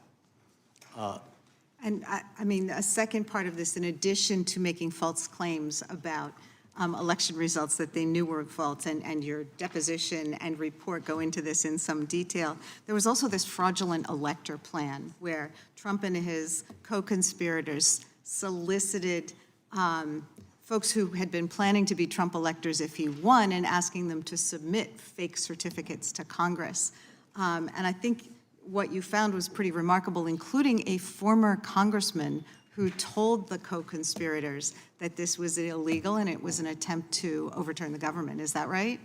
That's correct. That particular elector who was signed up to be a legitimate elector had Donald Trump in fact won the election was a former U.S. attorney and former member of this Congress.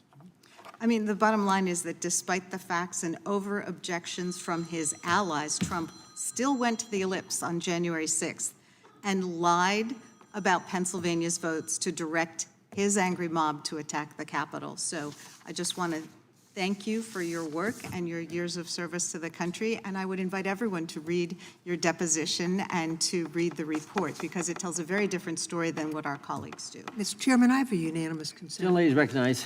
Mr. Chairman, I ask unanimous consent to enter into a record a speech by former Vice President Pence published on C-SPAN in June of 23, in which he calls the president's comments on January 6th reckless. President Trump was wrong then, he's wrong now. Anyone who puts themselves over the Constitution should never be president, and anyone who asks someone else to put them over the Constitution should never be president. Without objection. And the gentleman from Virginia is recognized for 5 minutes. Thank you, Mr. Chairman. Mr. Smith, you've said several times in your deposition that you believe that the facts and the law, your interpretation of the law, would lead to a conviction of President Trump. Is that correct? Yes. And did you believe that same thing, that your interpretation of the law, your reading of the law, would have resulted in the conviction when you went after Virginia Governor Bob McDonnell back in 2014? Did you believe it at the time? I did believe, and ultimately you got a conviction in lower court, but that was overturned by the Supreme Court, correct? yes, the Supreme Court changed the law on what constituted an official act, and Actually, as a that's result, incorrect. that conviction was overturned. That's incorrect. They applied the law, and they said in their ruling, our concern is not with tawdry tales of Ferraris, Rolexes, and ball gowns. It's instead with the broader legal implications of the government's boundless interpretation of the federal bribery statute. A more limited interpretation of the term official act leaves ample room for prosecuting corruption while comporting with the text of the statute and the precedent of this court. They accused you of using a boundless interpretation of the federal bribery statutes. Now, did you believe when you went after John Edwards that your interpretation of the facts and the law were correct and that you would convict John Edwards of corruption? Yes. But in fact, that case resulted in a jury deadlock on 5 charges and acquittal on another charge. Is that correct? That is my recollection. That's correct. Let's move on to the court's interpretation of your gag order requests. Mr. Smith, America was founded on the principle that the government doesn't silence political speech, in particular speech before it happens. You sought a prior restraint against President Trump without a single violation of pretrial release. In fact, there was no real-world harm that you could articulate justified giving the federal government the power to silence him as a presidential candidate, was there? The court granted those motions and found that the prosecutor did not have to wait until someone was harmed to make such a motion. Actually, the request was rejected when the case was actually, when you actually were not able to, it was restricted, correct? The gag order was restricted, correct? Well, we filed for an order in the district court. The district court granted an order. President Trump appealed that order. The Court of Appeals absolutely agreed that there was a basis and that the threats to witnesses that came from the targeting by Donald Trump were real and that we had a duty to protect them. You are correct in that the Court of Appeals narrowed the order, so the order covered witnesses, court staff, the judge, and my staff. The difference was that it didn't cover me anymore, which I was fine with. Did you have any evidence that President Trump's statements about the cases against him intimidated witnesses or prevented them from coming forward? I had evidence that he said, if you come after me, I'm coming after you. He suggested a witness should be put to death. The courts found that those sort of statements not only deter witnesses who've come forward, they deter witnesses who have yet to come forward. But you weren't able to identify a single witness who didn't come forward because they were intimidated by President Trump. We had extremely thorough evidence that his statements were having an effect on the proceedings that is not permitted in any court of law in the United States. Don't you think it's a pretty low bar to clear if you're trying to silence a candidate for president? I mean, if you can't identify a single witness who's intimidated, that maybe you should reconsider the gag order? Both courts upheld the orders, and it is not incumbent on a prosecutor to wait until someone gets killed before they move for an order to protect the proceedings. Did anyone on your team raise concerns that this expansive gag order you were seeking would infringe on President Trump's First Amendment rights? My recollection is that we, of course, discussed First Amendment issues regarding this application because I and my staff respect the First Amendment, but the First Amendment does not allow one to make statements that interfere with the administration of justice in a judicial proceeding. My interpretation was supported and agreed upon by the district court and the Court of Appeals in terms of the phenomena of the statements being made, targeting individuals, causing threats to happen to them. I would also add, sir, that in the days after Donald Trump made some of these statements, the district court, in this case, received vile threats to the district court's life. In that environment, I felt a duty as a prosecutor to make that motion, and I make no apologies. And the court stayed that motion on August 3rd, 2024. I yield back. Gentleman yields back. I should have mentioned this a little bit earlier. Mr. Smith, if ever you need a break, if you need a restroom break, you or your counsel can just let us know. I think it's now the gentleman from Colorado gets 5 minutes. Mr. Smith. Can they? Yep. Can we take a short break? 5-10 minute recess, then we'll be right back at it.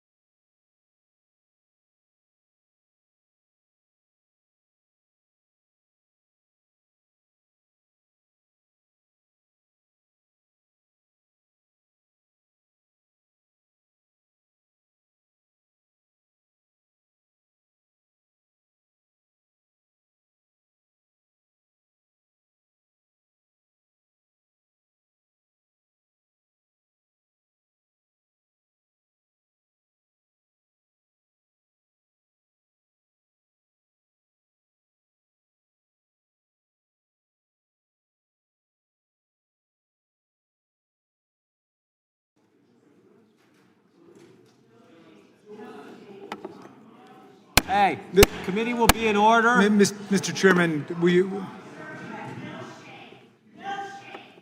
Committee will be in order. Would the members of the audience will please sit down or remove themselves from the committee room.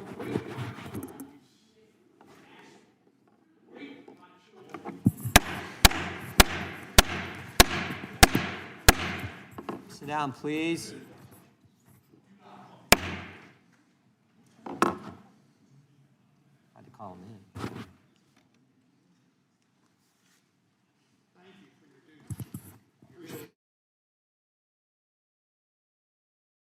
Thank you, Officer Fanone.